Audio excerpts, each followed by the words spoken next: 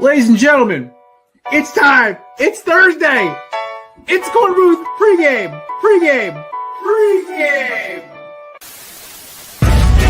No debate, cause it's all. I'm too official, got the drip, I got the sauce. Bring the proof when it's time to tell the truth. I'll be at the corner booth, find me in the corner booth, yeah. Still standing and defiant. Slay the competition, cause I'm walking like a giant. Bring the proof when it's time to tell the truth. I'll be at the corner booth, find me in the corner booth. Love to see this team add another receiver, whether that's trade or free agency. It's okay. Pittsburgh's the AARP retirement home. There's a bunt record. That person's never going to have to worry about that thing ever getting broken. I hate analytics. I think has ruined the game I grew up loving. I will do unspeakable things for the Giants to win this rule. Oh, pause.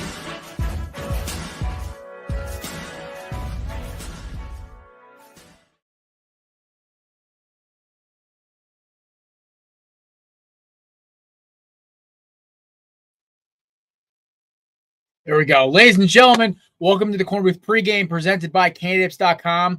Promo code BELLYUP 20% off. Righteous Felon, promo code BELLYUP, and of course SeatGeek, the best ticking app on the planet. Promo code BELLYUP Sports. I figure I'd get the ads right out of the way. It's a little easier that way. Ladies and gentlemen, it's Thursday. It is a beautiful day. It actually rained for once in Connecticut. God bless. It's down to 60 degrees. We are less than 2 weeks from football. Kickoff would be in about exactly 2 weeks from today with my Philadelphia Eagles, the defending champs, the world champs, the people's champs, taking on the Dallas Cowboys. I am very excited for that. We have a lot of football today. We have a first-time guest. We have a returning guest who's not talking UFL this time. He's talking about Chicago Bears and the NFC North. We're also talking AFC North, the most overcrowded and overhyped division in football, as well as just a bunch of other random crap. Yes, my little speech today is about a third base coach getting fired. If you know my Diamondbacks, you know it's hilarious. He cost us 3 games in a week, and he got canned for it.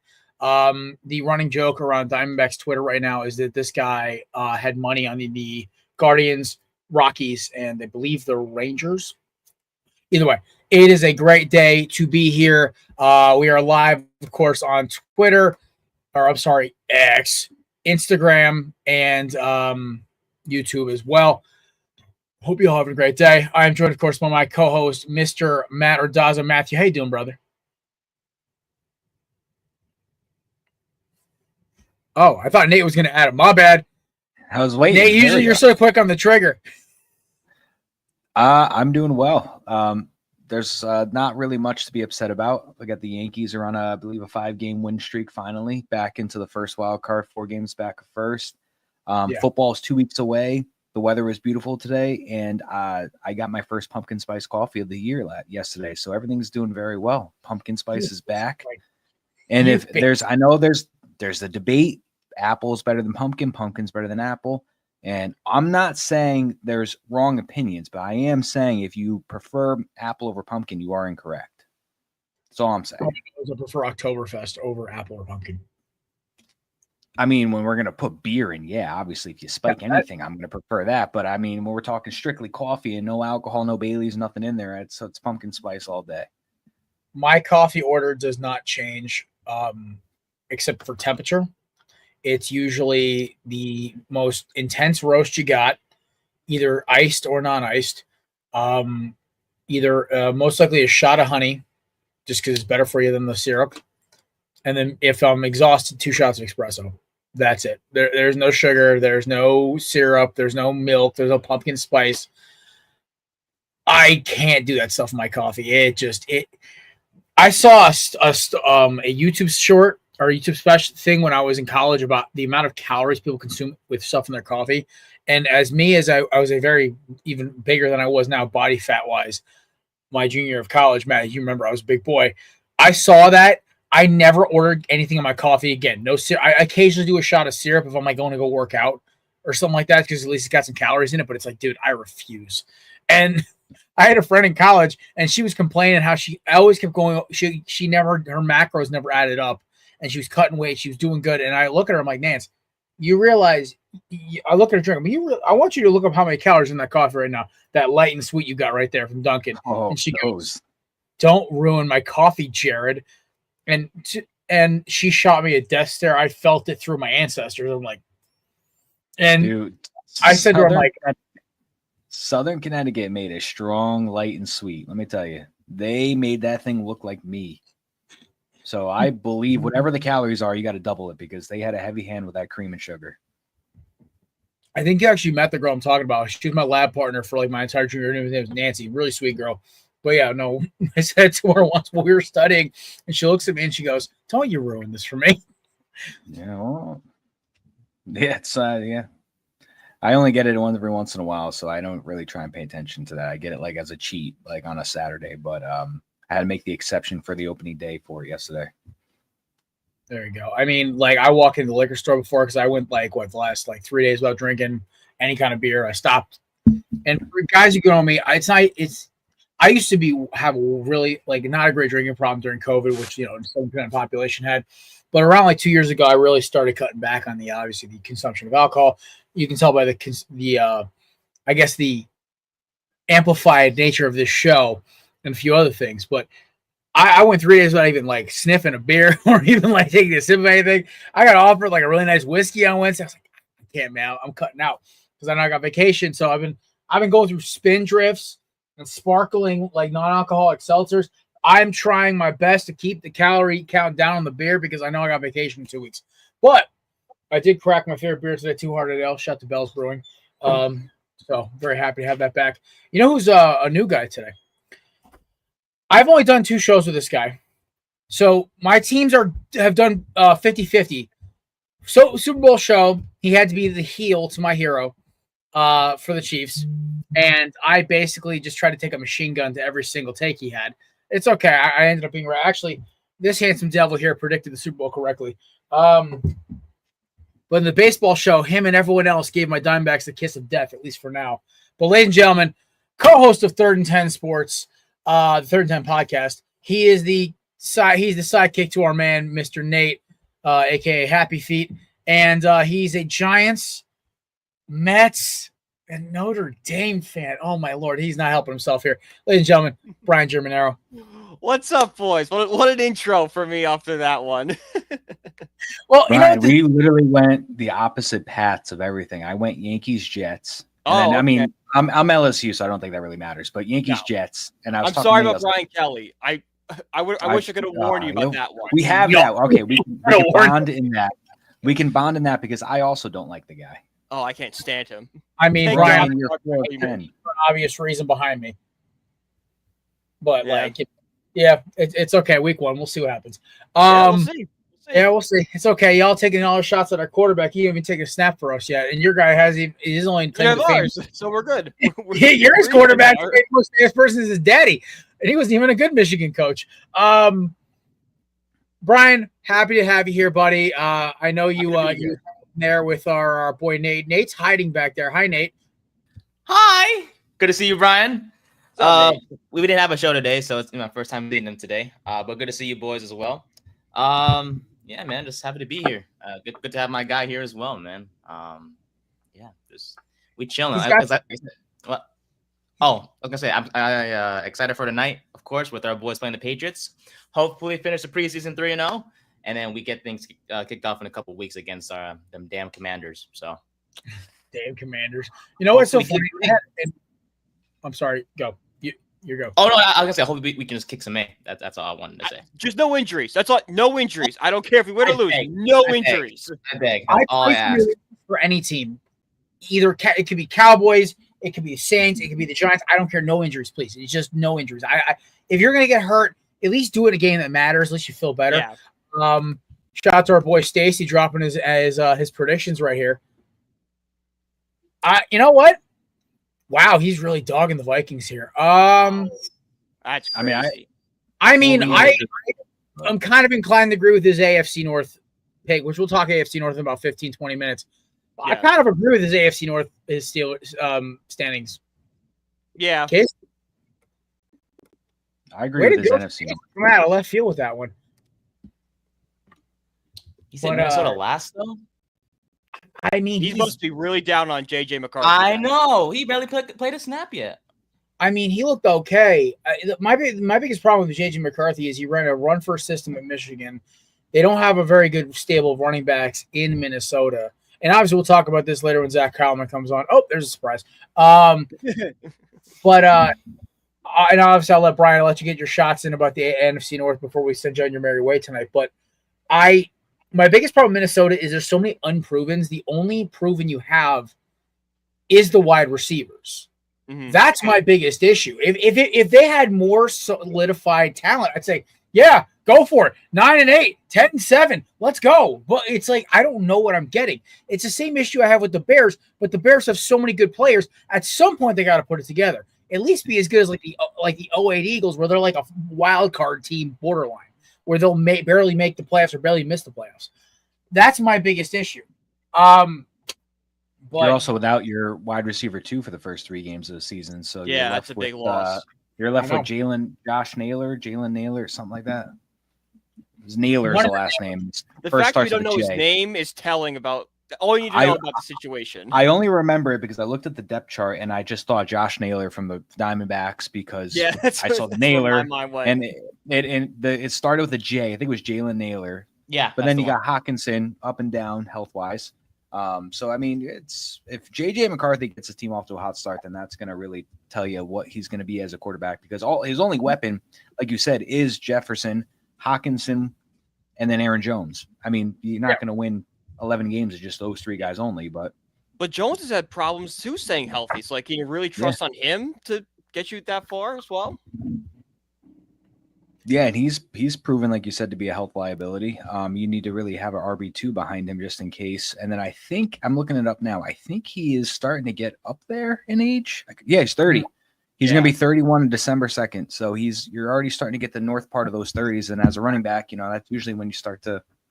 Aaron Jones is only a few months older than me, if I remembered correctly. So I was like, damn. Yeah, December 2nd, 94.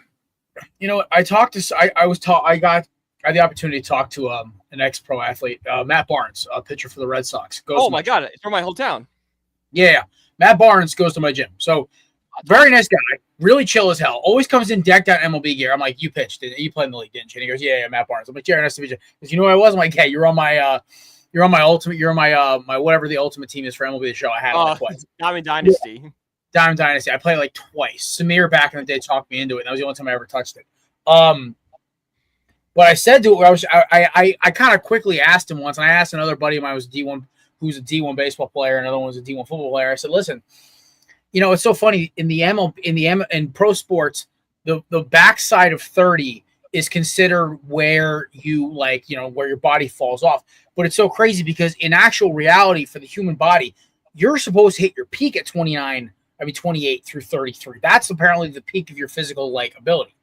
So it's very interesting how that in baseball is the only sport where that kind of actually is true. Where in football, back end of 30, you're done. Basketball, most guys are done by 29, 30. So in hockey, I guess is the other one you could throw in there too. But in golf, obviously. But I just find that very interesting because I was talking to a guy today and he was asking, he goes, hey, you're moving around pretty good, man. And I'm like, oh, thank you, dude. And he goes, how old are you? I'm like, I'm 30, almost 30 and a half. And he goes, like halfway through my 30, he goes, damn, dude. I'm like, yeah. And I said to him, like, would you believe I was in worse shape when I was 25 and I felt like garbage every day? He goes, I believe it. And it's just, I was thinking about that today. Just random thought. We were talking about backside of 30. And I always find it very interesting how, with the exception of 3 pro sports, hockey, golf, and baseball, all the explosive sports, you're done by 29, 30, depending on the position. Some guys have a renaissance. And some guys, they were talking about this today, are any receivers going to get to 15,000 yards, right? And so the notable candidates were like, well, one, we can't say Julio. Julio retired. So really ironic, his last catch was with Philadelphia where he got a concussion. Really kind of sad. One of my favorite athletes growing up who wasn't a football player, who wasn't on my team. God, Julio was an Eagle. Yeah, he had 4 touchdowns with us. It was like that's crazy. Yeah, 2 of them were in a game. Both of them were on tip passes. It was just the most unlikely touchdowns of all. I got to see Julio Jones in an Eagles jersey, and 15-year-old me was going ballistic. But DeAndre Hopkins was the big one. Obviously, Hop is only 330 yards away from 1,500, but they're saying they don't think he's going to get it. I think he can because I think Baltimore is going to have 2 800-yard seasons. Is very doable if he stays healthy. The other ones were like Mike Evans, which I think is very possible. Ibuka is obviously going to take a lot of snaps, but the fact is that I can't trust, and I can't remember the guy's number who Penn State, Godwin. Jeez, I couldn't think of his name for a second. Godwin has proven he cannot stay healthy for a full season his whole career, which is unfortunate because he's a hell of a receiver. He just can't. So he's going to get the shots. And Baker throws the ball like it's going like he's Oprah. You get a touchdown. You get a yard. You get catches. Like they literally like risked getting like they ran a passing play to get him 1,000 yards at the end of the season this year, which I thought was a great move. The other ones I saw was Tyreek Hill, very possible. He's only 31. I think he's the farthest up on this list for his age. And then there were a couple others that were like farther away. I just found it very interesting how our generation, this generation, we started watching they were the 2014, 2013, 2016 draft classes. You're starting to see these guys call it a day now. 2017 draft class is me and Matt's draft class. That's scary. Okay. Yeah. Mike Williams already retired. No. Well, Mike Williams' body was just broken from the beginning. Like he just didn't he get hurt in the national championship game with Watson and Renfro? I think so. He got a little banged up in that game, and I'm like, yeah, even from there, I knew he had injury issues. But 2017 is the worst draft class I remember watching, and I only say that because I still think about how we took Jamal Adams over Deshaun Watson and Patrick Mahomes. Would Patrick Mahomes beat Patrick Mahomes and the Jets? Like no, but exactly. I know. It's like everyone talks about how like the Giants almost traded for Deshaun Patrick Mahomes. Watson. Deshaun Watson was a different argument. He was pro. Yeah, that's different. The other one is I hate is we took Donnell Pumphrey over Alvin Kamara. That's brutal. Who? Exactly. Dude sound like Deuce from Broadcast Boys. Who? But the other one that kills me is we took Derek Barnett over TJ Watt. That one eats me. I'm like, are you kidding me? I mean, listen, I love D Beasy. He's had a solid career. A little bit of the offsides issue, and he also did recover the Brady fumble. So I think life could be worse. Listen, could be worse. She could be the Broncos. They took Jake Butt at tight end, and the very next pick, I believe, was George Kittle. Oof. I mean, I got one better. You could have gone someone else instead of Kadarius Toney.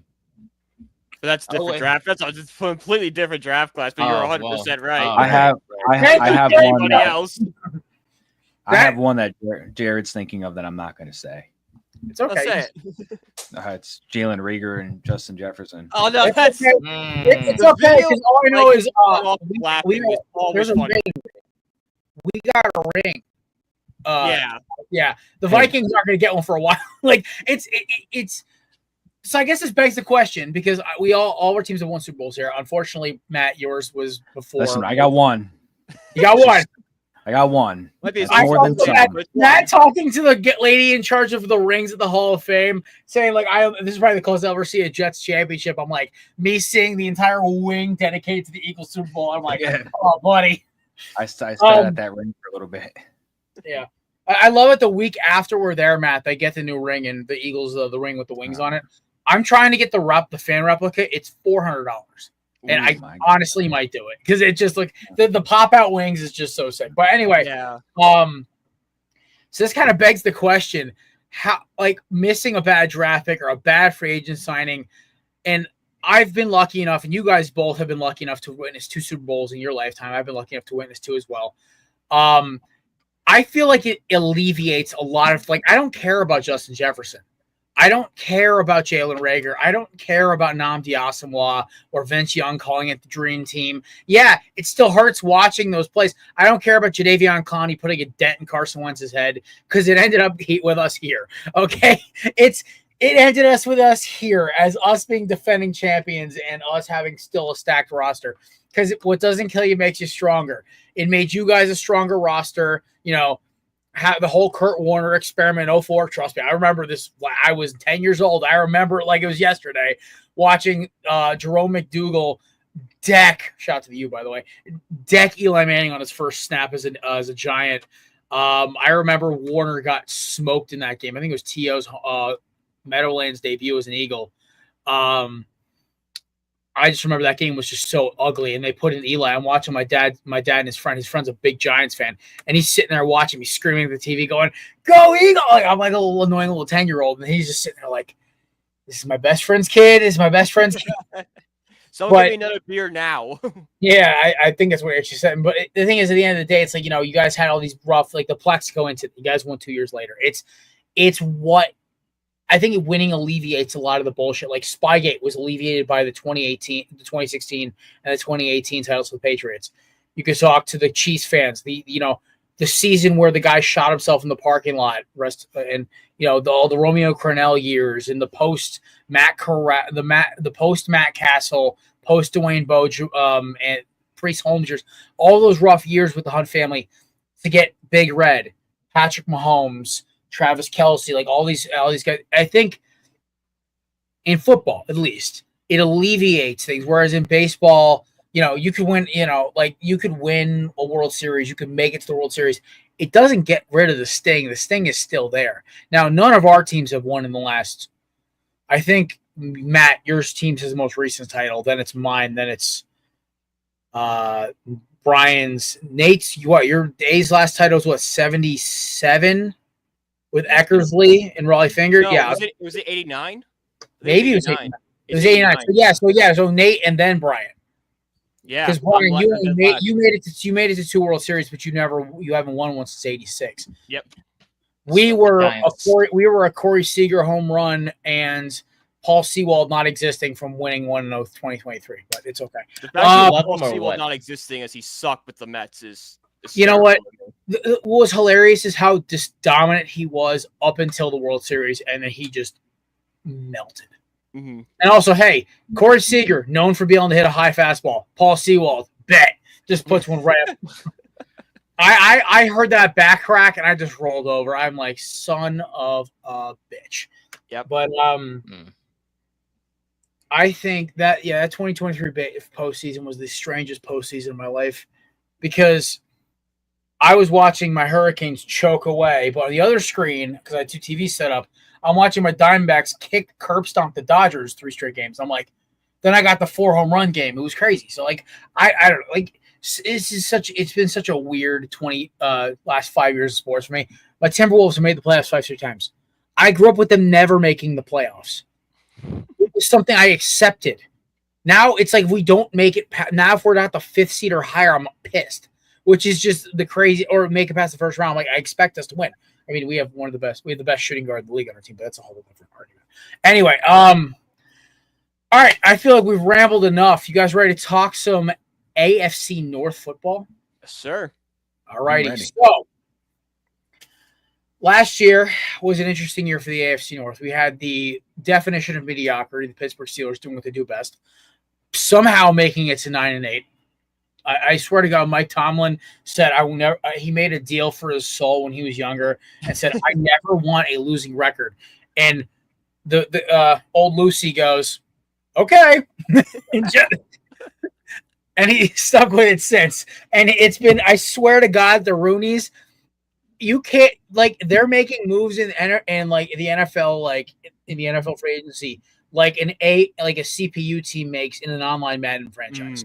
You're like. You gave him that much money and he's 40? Oh, okay. It's hilarious to me. The Aaron Rodgers in Pittsburgh, I think it will work. I think they will win 10 games. Yeah. I don't think they're going to win more than that. I think DK and Aaron Rodgers can be a fun combo because A-Rod, you don't have to really do much besides just huck it in a direction and DK will go find it. I wish they had a better number 2 other than Calvin Austin. There's respect to Calvin Austin, but then again, it'll kind of remind him of the Jets wide receiver room where there's one really talented guy and a bunch of nobodies. That's what Rodgers wanted. Yeah. Lazard's still out there. It's Rodgers' best friend, you know? Please. Can't rule it out. We'll give you guys tell you about my best friend. If there was a 9th round draft pick, I would take it. We'll send you Jahan Dotson because apparently he's going to be 5th on our depth chart now. Yeah, what and it's not even like he's been bad. It's not even what Dotson was supposed to be. Is that his role? It's not even like he's been bad. He's actually had a great camp. The problem is that Philadelphia found this guy named I think it's Darius Cooper from like a D3 school and he's smoking everybody. You have Terrence Marshall, who's going out of his damn mind because Jalen Hurts is the best quarterback he's had since college. I actually went through and looked at all of his quarterbacks. This dude had the Sam Darnold Baker Mayfield year. Then he had the first year of Bryce Young. Then he got Aiden O'Connell and Gardner Minshew. The poor man is basically what a raw deal that guy got. Oh my God. So you get Jalen Hurts and Tanner McKee chucking you the ball. That's got to be like heaven sent. And then, of course, Ainias Smith has had an amazing preseason as well because, honestly, I never thought I'd see something good actually come out of A&M, not named Myles Garrett, but that's a whole different joke. Johnny Wilson's out for the year, too. Yeah, Johnny Wilson's out for the year, which might be a saving grace to get Blessing the last. in disguise. I mean, listen, I feel for Johnny Wilson because he was actually having a really good camp. That kid, the drops was just like the drops, but dude, I'm telling you, that kid's ceiling was a faster Plexico Burress. Like he 6'8", was 6'7", 6'8". He's 6'6", but he runs a 4.5 flat, which is just stupid. Yeah. At 235, that's stupid. Like that is way too fast. But I think his biggest problem was he was raw and he was learning. And you know what? As much as it sucks, Dotson's not going to be back next year. This gives him a chance to kind of cook in the oven a little bit, work on his hands. It sucks he's out for the year, and I really like Johnny Wilson a lot. My favorite thing is my mother, who's an Eagles fan, because of like me as a kid, she's kind of stuck with him. She saw him, she's like, 89 is so tall. I'm like, yeah, Mom, he's sick. He's borderline 6'7". And she goes, for a wide receiver? I'm like, she grew up with me watching like Deshaun Jackson and Jeremy Maclin, who were D-Jack is an inch shorter than me. Macklin's an inch taller. And like, you know, Kevin Curtis and Dante Stallworth and all these smaller receivers. The only big receiver we had in Philly was T.O. and Reggie Brown. We're going back some years. But yeah, it was kind of interesting seeing Johnny Wilson out there because he looked like a tight end, but he was running like a receiver. But it sucks for Johnny Wilson. Anyway, back to Pittsburgh. They lose Najee Harris. I kind of don't understand what they're doing at running back. Who did they? I know they still have. Who do they have? I really don't even know who's going to get to the handoffs. Warren, Caleb Johnson. Warren. Okay, Warren's there. Caleb Johnson's job.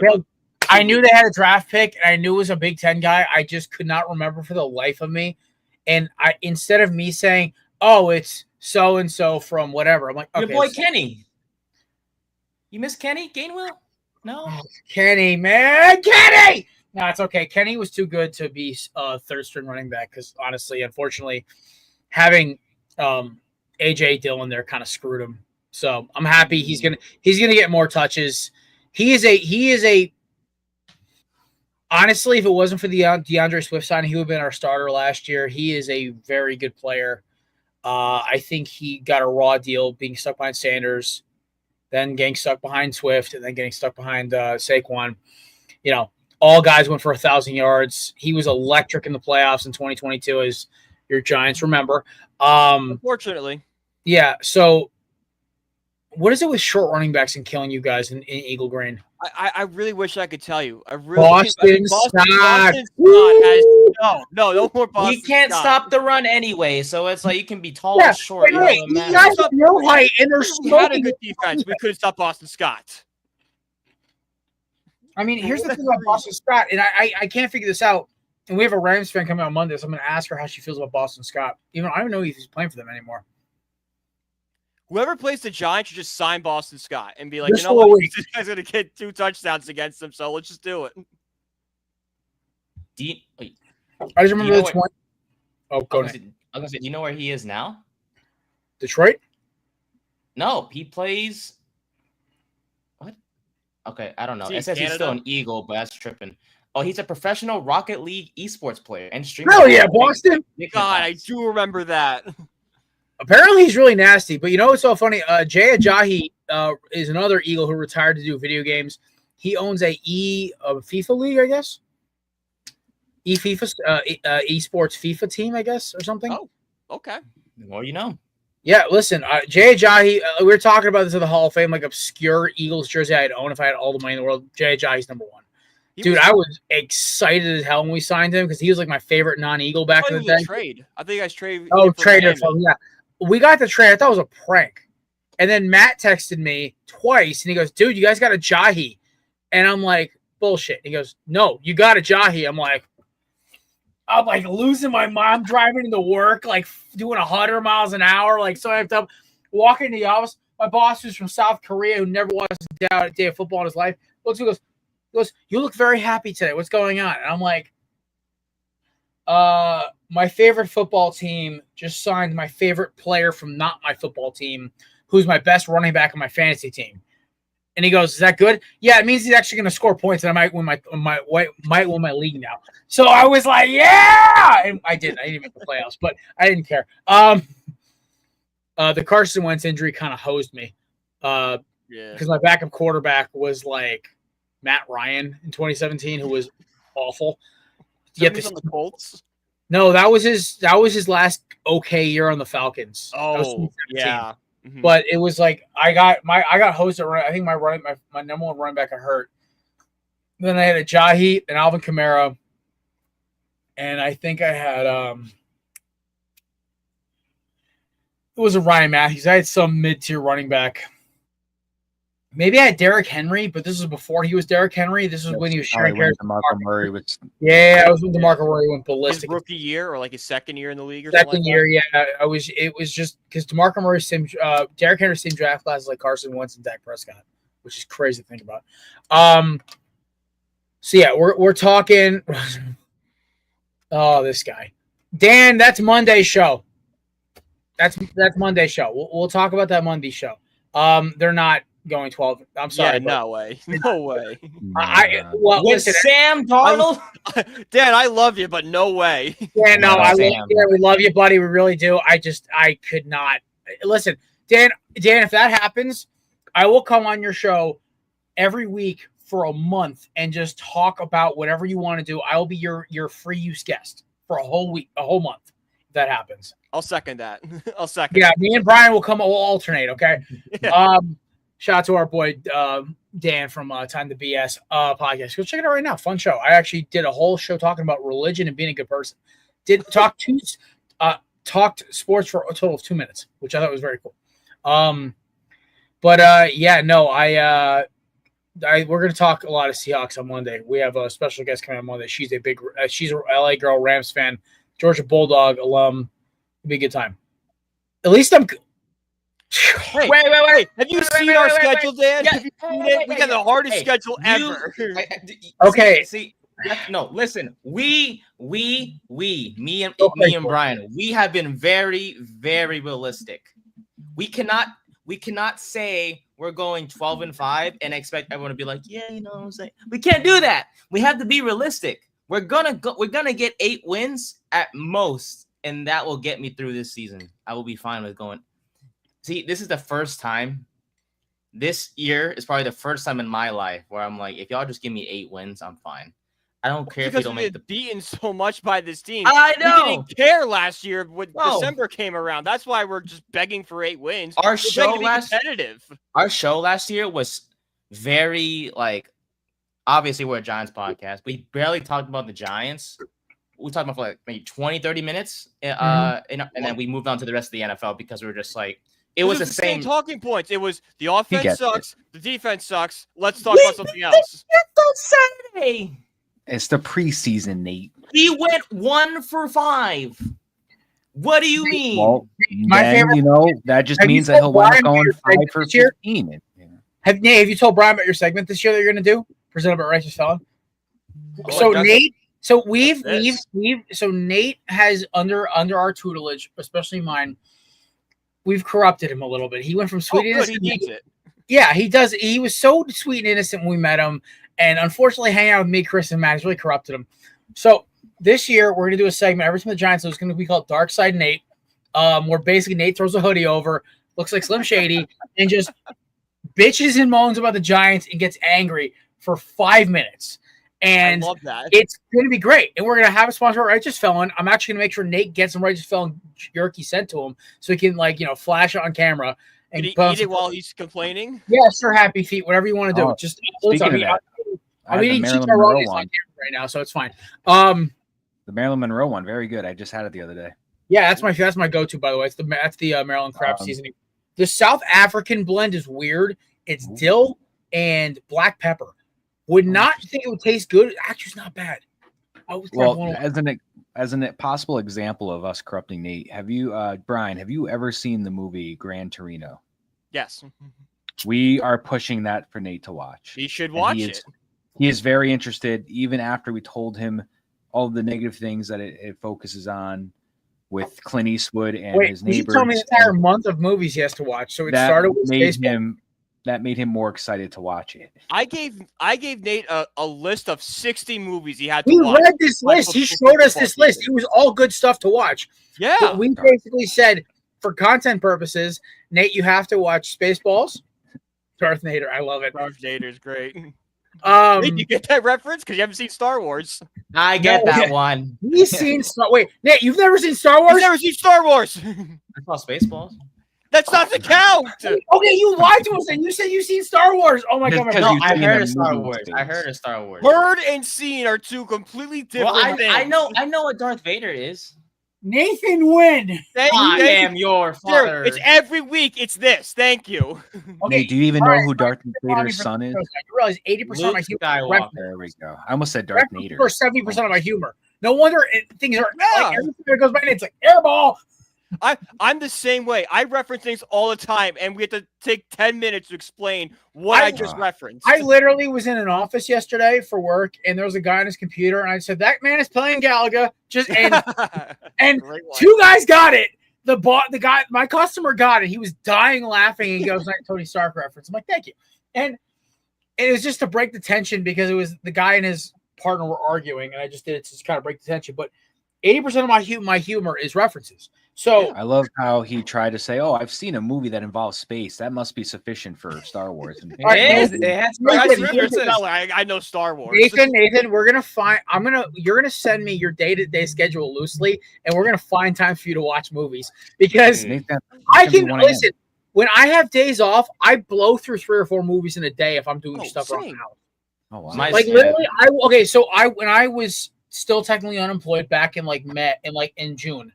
I legitimately blew through 3 out of the 4 Jurassic Parks like that to rewatch them. Great movies. I stopped at 4 because 5 and 6 are literally gutter trash, and 7 became available to me. I'm just skipping 5 and 6 because nobody cares. 7's not bad. I don't. It's not. It's like the first one, but it's okay. It's a fun movie to watch. I got to watch Superman finally for the first time like 2 weeks ago, and that was a good one too. I loved it. It's probably my favorite movie of the year so far. Oh, yes. Superman was amazing. I'm watching Thunderbolts, I think tomorrow. I'm excited for that. Ooh, I gotta watch that too. But my buddy just got me the next season of the SIS Rogue Heroes, which anybody knows me, I love history, especially World War II. So you're telling me I get to watch a movie about a show about World War II that's a comedic dramedy with action and guns. Sign me up. Jerry, you sound like my guy. I love movies, history, all this stuff. Just your sports team suck, we're an Eagles fan. Exactly. It's the Eagles that's throwing me off right now. I hate your Mets because you guys threw a game that kept us out of the playoffs. I hate the Giants because I'm an Eagles fan, and I hate the Notre Dame hiring Irish because it's all about the U, baby. But listen, what if you guys beat them on next week? Like, will you be? I will not be. Listen, I will not be rude to Brian because Brian has not been rude to me. But every Notre Dame fan has been giving me crap online. I am going to make every curb stomping joke possible. Yeah, because the last time they came to our building, we beat them like a redheaded stepchild. That's why I haven't done anything because we got killed and we got CJ Carr. I love CJ Carr, but I don't know what he's going to be week 1. I love Brian as a Notre Dame fan because him and Mike Burlon and the Notre Dame fans actually like. Because they're respectful, they're calm, they're relaxed, they understand, like, you're going into Coral Gables. It's not an easy place to play when there's a big team coming to town. If you're an ACC opponent, easy place to play. Out-of-state team, it's a problem now. So I just, that place will be rocking that Sunday night. I'm actually, I told my cousin, who's not even a college football fan, I said, listen, we're taking our cousins out to dinner. Then we're coming back to the house, and we're watching Miami Notre Dame. He goes, yeah, that's valid. I'm like, he knows how much I despise Notre Dame and how much I love my Hurricanes. It's opening week. He goes, you good, bro. But then I have to get up 4.5 hours later to hit my ferry at 7 a.m. So it's going to be a fun time. That's a tough one. Hey, listen, dude, I'm weird. We talked about this on Monday. I actually prefer early travel. I actually love it. I was telling Matt, we left for what, like 6:15 for the. Yeah, that was actually really nice. Yeah, dude, I love it. You know why? Because you beat half the traffic. We were in PA from Western Connecticut by 7 a.m. That's impressive. As someone that lives in Western Connecticut, that's impressive. Yeah, we were hauling, and we got in roughly about, I'd say, 7 a.m. we hit the PA border. We were in Ohio by, I'd say, 1:45, 1:30.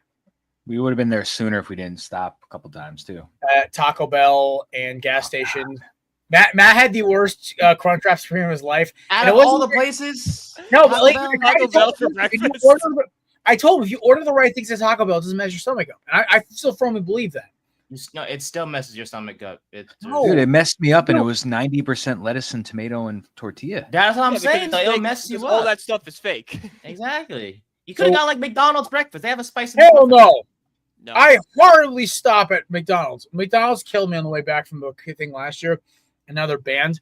We had Wendy's though. Wendy's is great. Wendy's. You can't go wrong with Wendy's. I never had Wendy's breakfast before. So Brian, where are you in Western? I refuse to get breakfast. I'm by Danbury. I didn't even know we were all in the same state. Oh yeah, I'm from Brian. I'm from Southbury. I go to Southbury. I go to Riverview Theater. That's my theater. I go there all all the time. Neighbors. No crap, man. Yeah. And Matt's down in Hamden. Oh, okay, cool. Me and Matt went to Southern Connecticut together. Yeah. Oh, nice. My sister goes there. Actually, the three of us are in the same state. She goes there right now. What major is she? Nursing. Oh no, she's okay. well, 80% of the girls who go to Southern are nursing. Yeah. It's either nursing or teaching. I was journalism. Anyway, so we've gone off the rails completely. We got about 25 minutes before we got okay, so the Bengals have no defense. Nope. And it's getting worse. Yep. I have a hot take about Joe Burrow. I think he is literally riding off of his 2019 college football season and his miracle run that Evan McPherson hand delivered to him in 2021. If it wasn't for 3 Evan McMoney kicks, this guy is just another quarterback. But he's played so well though these past few years. But here's the thing. Joe Burrow, when he plays elite defenses, folds. Not a lot, but you see on the stat sheet when he plays elite defenses, his numbers dip to where he's average. Where some quarterbacks rise against elite defenses and play the same, he drops. My biggest example, I'd say so, a buddy, a listener of the show, shout out to my boy Ralph, Champ Sports. What up?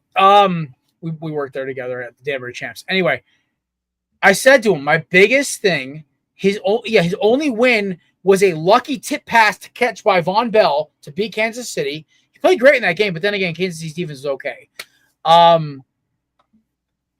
Against Philadelphia last year, this was before Philly's defense became elite. This is like Cooper DeJean's second start. This is before Zach Bond became like elite. This is before our pass rush started getting going with the younger guys. We were struggling. We were still trying to play Bryce Huff every single game. Apparently, last year against top 5 defenses, he had 36 touchdowns, 8 picks, while throwing for almost 4,000 yards. Joe Burrow is a saint. Joe Burrow won MVP last year. If the Bengals been deep. Here's the thing: is here's my biggest issue. Right? He's had all these weapons his entire career. The only year he didn't have good weapons was 2020, and he was out within 6 games. Yeah. Everyone's like, "Oh, Joe Burrow's no defense." Last year, and yes, I did mention Bryce Huff. Leave me alone. I saw the comment by DJ. He was good for the Jets. He was great for the Jets. Yeah. The Bugatti or the whatever. Yeah, technically, you're not even speaking Eagles. You're speaking Niners because technically. Yeah, right. What up, DJ? No, I'm just kidding. My biggest issue with the Bengals is that we give Joe Burrow a pass for him not making the big throws at the end of games. I mean, yeah, the defense blew a lot of games, but like at the same time, it's like Josh Allen's had a worse ranked defense and made the playoffs. Jalen Hurts had a worse ranked defense, made the playoffs. We could go down the list. You can go far back as Peyton Manning, Tom Brady. You can go as far low as Kurt Warner. Like a lot of these guys have had bad defenses. It's not a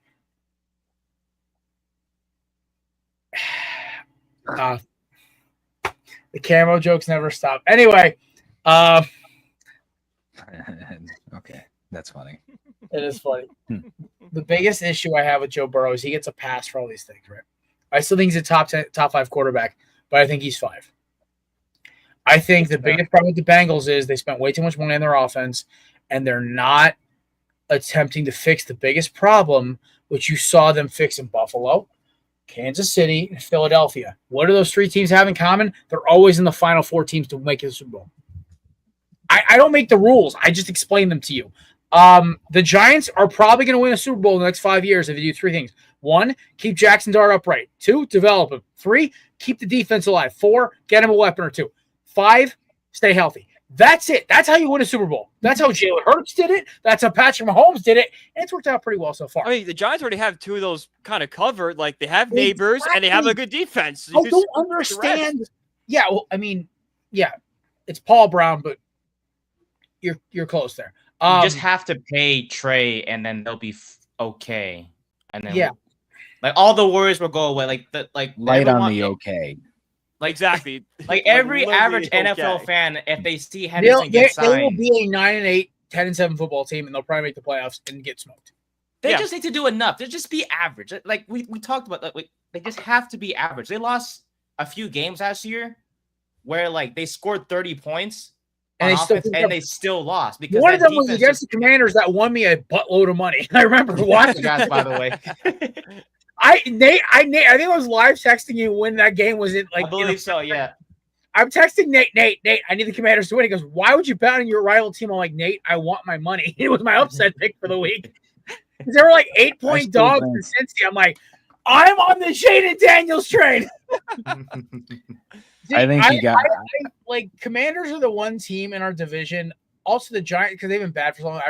I'll bet on the Giants to beat teams because like when they win, I feel happy for Nate. I have a lot of good friends who are Giants fans. I'm happy for them. Betting on the Cowboys just feels wrong. It feels It feels like I just like popped a hole in my mom's tire on her car. It feels like I just like farted in church. It just feels wrong. So but like. With the Bengals, and I'll finish off with this note, and I'll open the floor here because we're moving quickly, but we need to move a little quicker. We've gone off the rails a lot today. This is why we gotta keep bringing Brian back because honestly, Brian, I thought I was gonna have to like just completely blow up half your takes today. You've been great today. This is funny. Maybe because Kelsey told you to be a heel, that's what got me pissed off. Maybe that's what it is. Freaking Kelsey. Anyway, the biggest problem with the Bengals is they're run like a garbage can organization with elite talent. They're basically the Raiders of the 2010s. Yeah. I'll rest my case. They are the Raiders from 2000 post Al Davis death, pre Pete Carroll. With better talent, I would say. More flashy names. Obviously, yeah, but like this is post Lane Kiffin pre. This is like the Jack Del Rio, Art Shell, Dennis Allen years. Like this is like, what are y'all doing? Like sell the team. He's never gonna sell the team. No, he's gonna die. He's gonna die with that thing in his freaking clutches. Exactly. Nate, stop. All right. Sorry. Any other takes on the Bengals before we move on? Then we'll start talking. Because the Ravens, I feel like are such an easy thing to talk to. Let's talk the Browns. Yeah, let's talk the Browns. Let's talk some Browns. Yes. Before we get over there, $1. The first to not mention a certain quarterback who's fourth in the. Shadur Sanders. We'll start by week 5. All right, Nate, you owe me $1. All right. Yeah, that's fine. All right. Here's the thing: Shadur Sanders is not going to play at least until like week 9 or 10 if it's for this team. He will start earlier, I guarantee. My take is, and Brian, I'm with you on this. I think he's going to get traded. Ooh. I think the Rams are going to. I think the Rams, the Jets, or one of these teams that don't have a future quarterback are going to try to get. Andrew Berry has been chomping at the bit to get rid of this guy. He didn't want him here. He's played great. Which, if I am a savvy GM, Dylan Gabriel played pretty good too. Yeah. Kenny Pickett's biggest problem has been hurt. They're going to start Joe Flacco. If I'm the Browns, I say, hey, I can get rid of Shadur. I can get like maybe a 3rd round pick for him. So basically, I just flipped a 3rd for a 5th, basically. And he may not play. Like you send him to the Rams, he's not playing this year. You send him to the Jets, he may play this year, but he's going to get smoked because I think Justin Fields is more athletically equipped to play for the Jets, whereas I think Shadur lacks a little bit of go. My biggest issue with the Browns is that they're bringing in Jenkins. Allegedly, he's going to sign, and Isaiah Bond's coming into sign, which I actually like Isaiah Bond a lot. I think that kid's actually going to be a hell of a receiver. I think he's had a bad rap. I think Charges us. Listen, we don't know. He was never proven guilty. Remember, in America, it's innocent to proven guilty. So, to the nut sacks like Tyler Cohen, who called Kayshawn Jenkins out and saying he was guilty when he wasn't found guilty, you're gonna get sued eventually for saying stuff like that. But whatever. I went to journalism school. Okay, so when you say things about people that are not true, in fact, you're proven in the court of law, that can get you sued. That was like journalism 101. So, it was. At my school, it said the same thing when I took journalism 101. It said, don't put anything out there without knowing 100%. Liable is a very big issue. Matt was a journalism major for 2 years. He knew. Yeah. That, and they hammered in your head, don't start an article out with a quote. Yep. Whoops. Yep. Same thing. Done that like 10 It times. hasn't changed, guys. It hasn't changed. My class learned that because I started a presentation out that way, and the teacher was like, "Great presentation." I don't remember the name. No, it was Mr. Morey, Professor Morey. It was the sports. Oh, Dom! Really? Dom? I met Dom. Dom's awesome. Yeah, Dom was great. Professor. I gave a great presentation about the Jets after they finally won a game with Percy Harvin on that team. And he was like, I should have told you all, you should never start a story out with a quote. Nevertheless, great presentation. I'm not going to dock you for it, but going forward, nobody start off a presentation with a quote. I was like, perfect. My best Dom Morey story is I walk in. My roommate had snuck his girlfriend into my dorm on my side of the suite at 4:15 in the morning. I got no sleep. I walk into class. I have a presentation. I bang it out quickly, and he looks at me, he goes, Jared. I'm like, what's up, Dom? He goes, dude, you look like hell, right? I'm like, my roommate snuck his girlfriend at 3:15 in the morning. He goes, dude, I'm going to bump you up half a letter grade for that. He goes, you just did that on 2 hours of sleep? I'm like, yeah, basically. And he goes, because I had an 8:15 with Dom, because Dom's class were always at the crack of dawn. And I'm like, my roommate KJ brought his girlfriend in at 3:15 in the morning. They weren't fooling around or anything. They just were talking. And I'm like, yo, what the because it was a Friday presentation. And I roll over, I look at him, and he goes, bro, come on, man. I'm like, that was actually the straw. I actually ended up transferring dorms literally the next day, but it was like, dude, Dom looked at me and goes, I'm going to bump you up a half a letter grade for that. That was brutal. Because it was an okay presentation. But anyway, so we're talking Browns. I feel bad for Dylan Gabriel. I really do. Same. No, but what? Okay, Nate. No, Nate, what? Nate's a Shador fanboy. He's a card-carrying member of the Shador fan club. Okay. What has he done? What has he done? What has he done for you? Wait, just as good as Shador. He has. No, he's not. What has he done? Completed passes in the preseason, which is all Shador has done. Here's my question: What's Shador done? He's played well in camp. That's what he's looked like. No, he played better in camp. He played better in the preseason. He made great throws. What is Gabriel hasn't done anything? The only thing better about Shador Sanders so far is that he hasn't turned the ball over. Outside of that, they've been pretty comparable. Pick 6 to Andrew McCool. By the way, Dylan, thank you for showing me our future safety. Thank you. But see, that's an example right there. He's also, not that great. Dylan Gabriel, I'd rather guys throw picks in the preseason. You know why? Because that means they have the balls to throw the ball in the middle. Yeah, that's a good point. See, Matt, guess what? This is the new Shador celebration. There's no watch here because you ain't starting, dog. Shador will start. I'm telling you. Shador start, and they're gonna lose by 30. So Gabriel starts, and it's gonna be this. It's gonna be that result. Dylan Gabriel also has.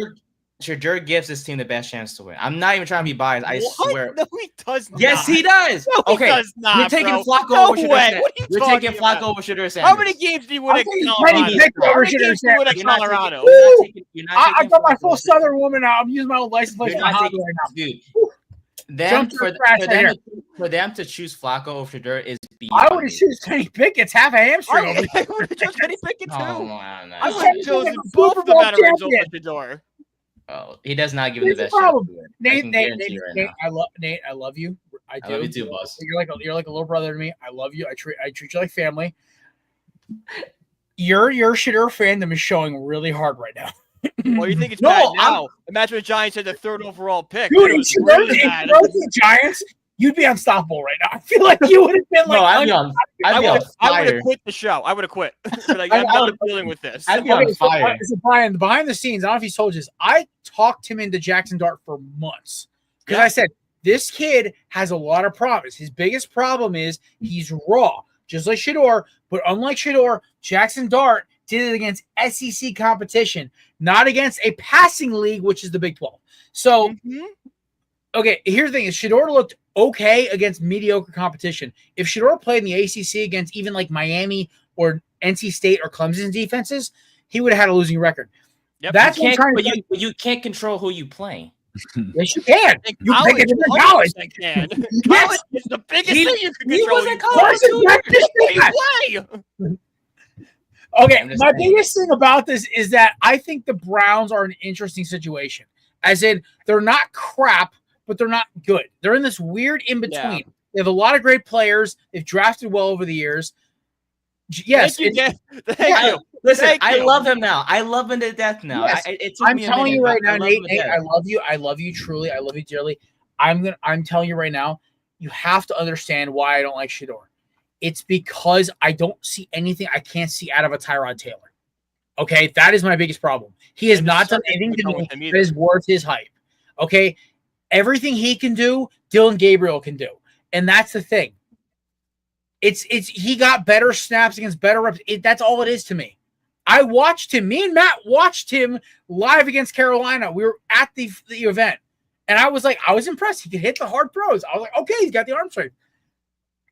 But we weren't at the game. But Gabriel is wired like a pro. Dylan Gabriel is wired like a pro football player. Wired like a pro quarterback. You see it in his decision making. It's 1, 2, 3 balls out.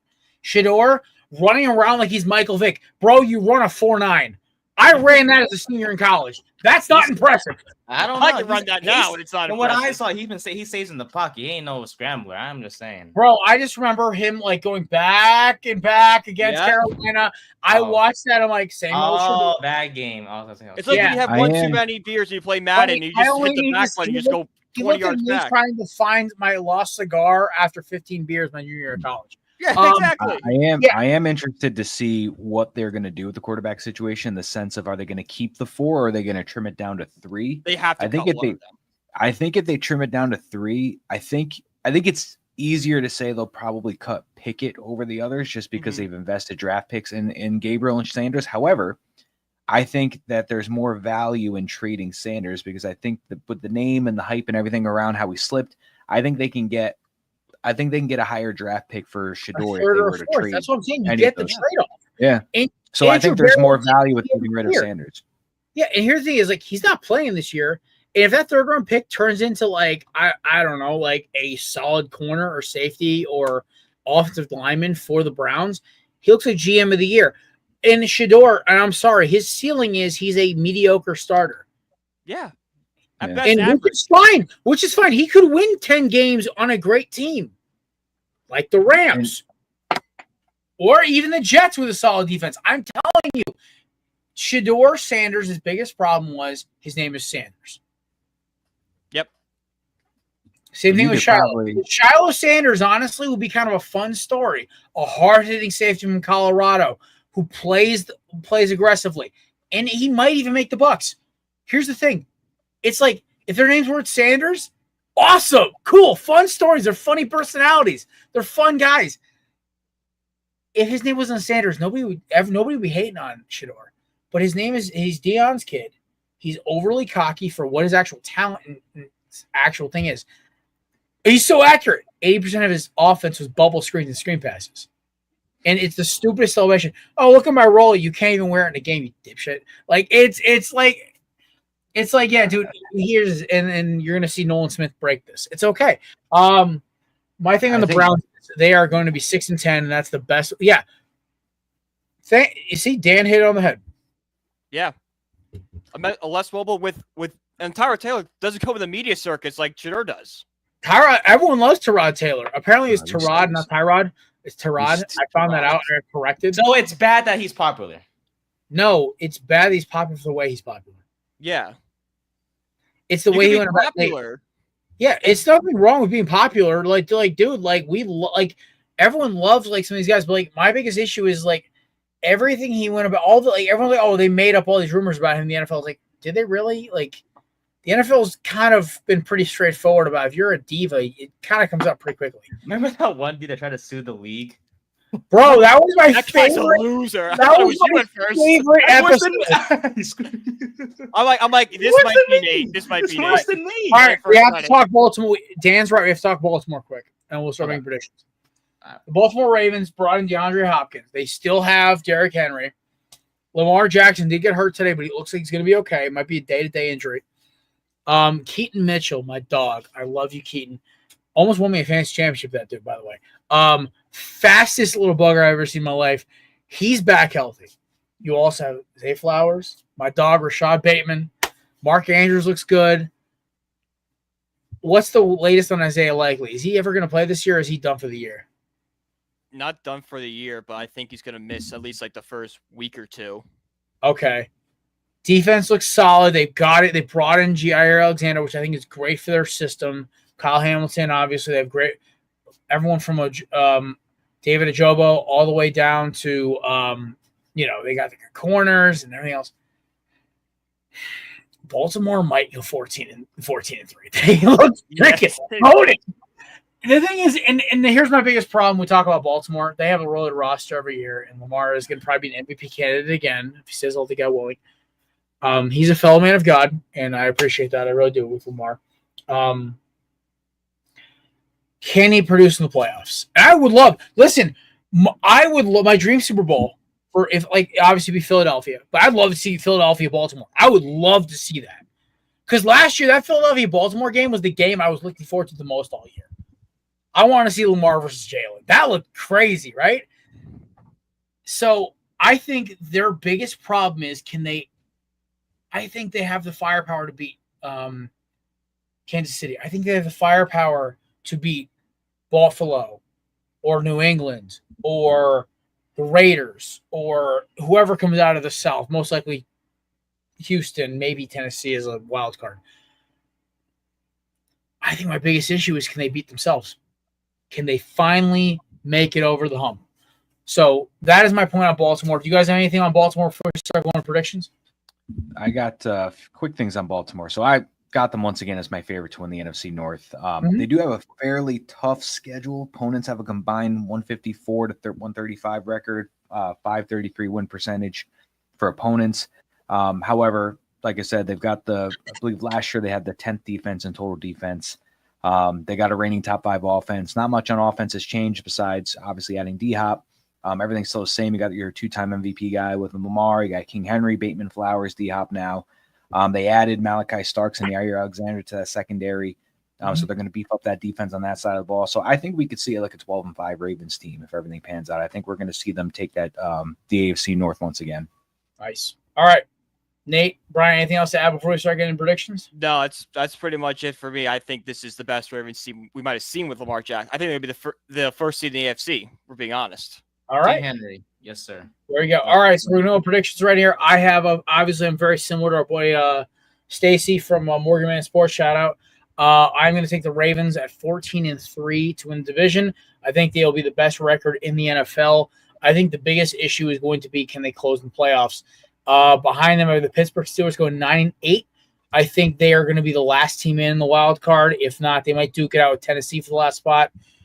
They're going to be interesting. I think their defense is going to keep them in games. I think their offensive inconsistency with a rookie running back with Jalen Warren, there's a lot of stuff there. If Rodgers stays healthy, they can go as high as 10-7. I have the Cincinnati Bengals at 7-10. I think they're not going to be able to stop anybody. If they don't figure this Trey Hendrickson thing out, they're not going to stop anyone. And it's going to be Joe Burrow throwing for his life here. It's the way I lean on it. And then obviously last, I have Cleveland Browns going 6-11. I think we're going to see a lot of different quarterbacks starting. I don't think Cleveland really has a plan yet. I think they want to see what the season goes. If Junkins, Bond, and maybe Sanders, maybe Gabriel look great. By the way, fantasy sleeper, David Njoku is going to probably be a top 5 tight end in fantasy this year. Cedar Grove's finest, baby. Shout out to you. Yeah, Brian, David Njoku is from my mom's high school. So that's very cool. Yeah, right. So I was really cool. So funny quick story. I went to I was in the town. They won the week before, and there was in the newspaper, Miami recruit wins for Cedar Grove, New Jersey State title. I was like, oh, that's really cool. I wasn't even a Miami fan yet. And then I find out as a Miami fan, I'm like, oh, it's David and Njoku. It's lit, man. So him and his brother Constance both went to Cedar Grove. Constance transferred later. But anyway, so yeah, there we go. All right, Maddie, who you got first, second, and third and fourth? I'm going to take, obviously, Ravens at 1 with – I mean, I wouldn't be surprised if they won 12 to 14 games like you mentioned. I'll get in the middle at 13-4 right now for the Ravens in first place. Bengals, I think, could go 9-8 because of that high-powered offense. I mean, I know the defense is going to be really sus, but you've got Jamar Chase, T. Higgins, Iacivas. Chase Brown looked really good at the end of the year. Gesicki, Noah Fant, Joe Burrow. I think they can go 9-8, maybe even 10-7 just because of that offense. But that defense is going to be the Achilles heel of why they may or may not get to that 10-win mark. I am not high on the Steelers as somebody that's lived through the Rodgers era, as somebody who had an offensive line last year ranked around the same as the current Steelers offensive line, unless they are going to magically just give him 5-6 seconds of space in that pocket. He's going to be old. He's going to be slow. I'm not impressed with the offense. DK Metcalf, great. But Calvin Austin, Roman Wilson, I mean, you got Jonnu Smith and Freiermuth, and then you got a rookie and Caleb Johnson and Jalen Warren. And that offensive line last year was, I believe, 17th. They're going to go as far as Rodgers has protection. Okay. Or until Rodgers gets disgruntled and starts calling people out for not running the right route or anything like that. So I will put them at 9-8 because of Mike Tomlin's history with being over 500. But I wouldn't be surprised if they went 8-9 or anything like that. I think the defense is going to carry them, and we'll see how he does on offense. But like I said, he's going to be slow. And I think people are high on him like they were with the Jets, and I think that could backfire again. I understand he's in a better situation, but is he really offensively? Anyways, I'll give the Steelers 9-8 just because of Tomlin, but I wouldn't be surprised if they go less. And obviously the Browns, we're just going to throw them right at the bottom at 4-12 or 4-13. All right. Nate, NFC North, and Brian, I want your AFC and NFC North predictions. Yeah, I'll keep mine short. We talked about it before on our show, 3010 podcast. Ravens, Bengals, Steelers, and Browns. Just keep it simple. All right. Brian, AFC North. So AFC North, I got the Ravens in first. Like I just said, I think they're going to be the best team in the AFC. So probably finish around 13-4, 14-3. Then I have the Steelers at 9-8. Although probably the best thing for the Steelers would be just kind of flame out and go 5-12 because they just seem like a team that needs a complete overhaul. Bengals go 8-9. The defense kills them, and then Browns will go 5-12. And then NFC North. Give me the Lions to win, probably going like 12-5. Give me Packers at 10-7, Bears at 8-9, and then Vikings a competitive 6-11. Damn, we had the Vikings last two. Yeah, a competitive 6-11. I do as well. Vikings a little bit as well. I'm kind of leaning towards that as well. Ladies and gentlemen, that is our man Brian Germanero, Connecticut's finest. There. Brian, you are always welcome back to the show anytime you want, my friend. I can't wait to come back on. This was the three of us could just go grab a beer because we're all. I was gonna say, let's go get a beer, guys. I literally am in your city at least 3 times a week. So I mean, it's really funny that you look back. Call me up. I know. Check him out. 3rd and 10 podcast is with our dog Nate over here. We can check him out Tuesdays and Thursdays. They go live at noon. Brian Germanero, everybody. All right, buddy. Appreciate you. See you, boys. Ladies and gentlemen, joining us now, a friend of the show, XFL super analyst, Bears fan, and just one of the funniest dudes I love. And also, it's the best hat game on the planet. Ladies and gentlemen, host of the UFL pod, Zach Kyleman. Zach, what's up, brother? Oh, Jared, good to see you, man. Hey, glad to be on. There's another season of football to start discussing. Yeah, buddy. I'm not even talking college, which is coming up this weekend. I almost forgot about that too. Who's your college team? I'm curious, by the way. It's Notre Dame. I mean, I went to Ball State, but another Notre Dame guy. Let's go. God, back to back, Brian and Zach. Oh, they need to puke right now. I feel like I just I mean, you see the big jersey behind me there. I know. Nate's a college free agent this year. I sure am. Nate literally, we're doing Nate's version of The Bachelor this year, Zach. Oh, yes. It's like as now he is now a DC Defenders fan. Okay. As they won the title. He is a free agent this year for college football. He was a Cal fan for a year because he's from the area. but he realized there was no reason to be a Cal fan because, well, They got nothing. their running back could have been him for half the point during the spring. So he realized I'll obviously try someone Miami. My other out of market bid was I said either Iowa or Oregon. Matt's obviously going to try to sell him on LSU, and we'll go around the list. So there's your bid for Notre Dame or Ball. By the way, Ball State still one of the greatest names of any college ever. So chirp, man. there we go. All right, so Zach, I've known this for a long time. We've been for a long time. I know you're a giant Bears fan. What is your? I ask you genuinely. I ask this to every fan of every team I've met this year. When I haven't gotten to talk football yet, I say, what is your honest outlook on the season? I'm genuinely curious. Man, I've been all over this with me.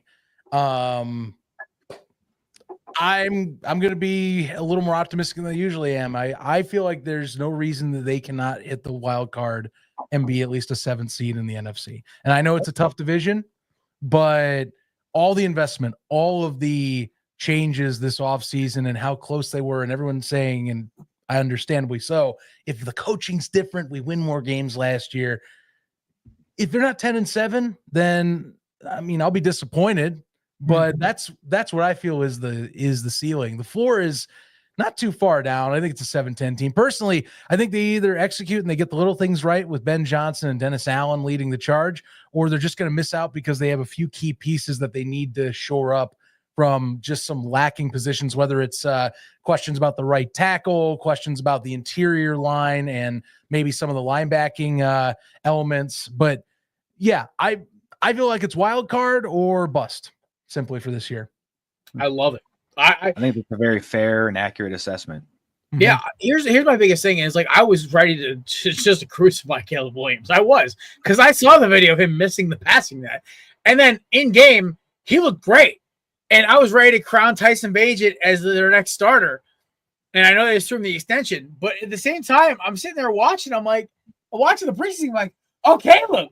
It's looking like Oklahoma Caleb again. Like, what is happening right now? So I guess the best thing I can say at least the way as an outsider looking at the Bears is I think you guys have so much talent in that roster. Mm-hmm. And I truly do like Ben Johnson as a coach. I think he was the perfect hire for you guys. The fact that it was so early in the offseason, I think helped you guys a lot. I think the biggest thing is going to be this year, growing pains, adjusting the offense to everybody, and just Caleb really learning how to be a pocket quarterback. Because you see what Ben Johnson did for Jared Goff, who was apparently lost soul when he got to Detroit, right? So I am very similar, and I'm not going to reveal my NFC North standings till the end, but I am very optimistic about your Bears. This is the most optimistic I've been about them probably since year 2 under Mr. Trubisky. Wow. That's kind of I think that's what a lot of folks are having for optimism. I'll say maybe not to that degree, because you got to consider you know that things going out of year 2 I felt were higher up, because we were looking at a team that I think was going to be Super Bowl bound or bust after 2018. So that's my honest. Going into 2018, that's the vibe I get right now. Mm-hmm. Yeah. So I'm hoping so. I'll be honest with you. I'm a very pessimistic fan of my own fan base. I'm trying to start the year off fresh with a new clean slate, and everything's looking fine and dandy. But I'm still tempting my expectations. And even Ben Johnson, after talking a big game at press conferences about anyone and everybody to start this year, whether it was Matt LaFleur or whether it was other NFC North opponents, he's even gone on record now and say, tempt your expectations this year because we're still learning things, which makes me sign off that, much like we've talked, he does a lot of advanced things with his offense. And I think it kind of signals that he's feeling like this is going to be a multi-year thing. And I think he's also protecting himself from talking a big game in the offseason and saying he's going to come in with big swings, because delivering. Yeah, and Jared, I'll be honest with you, this has been a common thing for Bears coaches really post John Fox. They've all started talking big games, and they feel like they're just going to come in and shock the world. Matt Nagy did this, and he almost pulled it off. Just wasn't consistent enough. Matt Eberflus comes in and talks a big game, never really played a big game whatsoever. And now Ben Johnson's here. And not only that, 7th highest paid coach in the NFL, expensive D coordinator, and Dennis Allen coming into town, expensive staff. they got to perform, Mhm. And I think he's protected himself a little bit because he did also throw a bunch of flack around, and it only will bring more attention. The NFL media is anymore.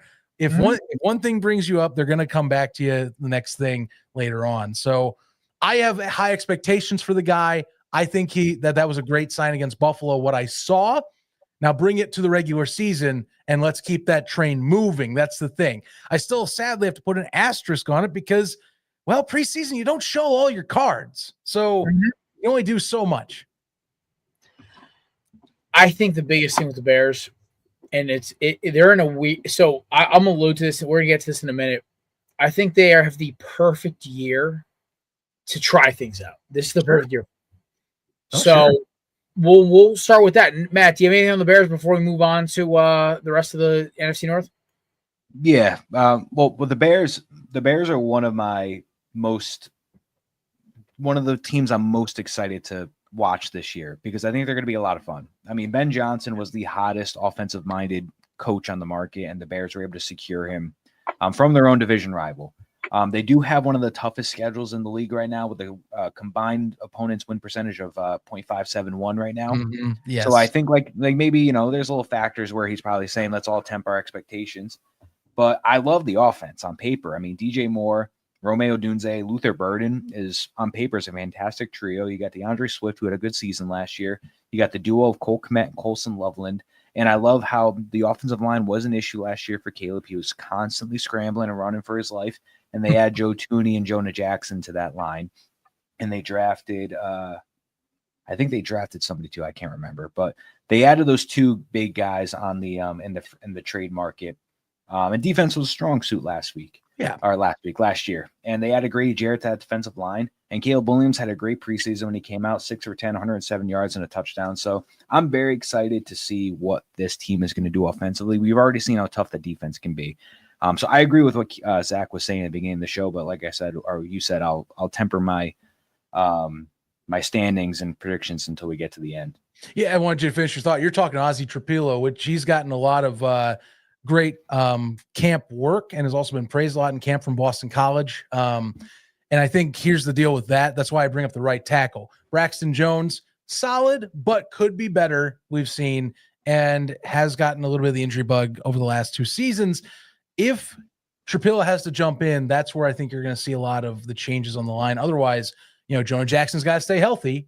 That's his only thing, but he's played solid in the past. He's played under Ben Johnson before. And then, they brought in Thuney.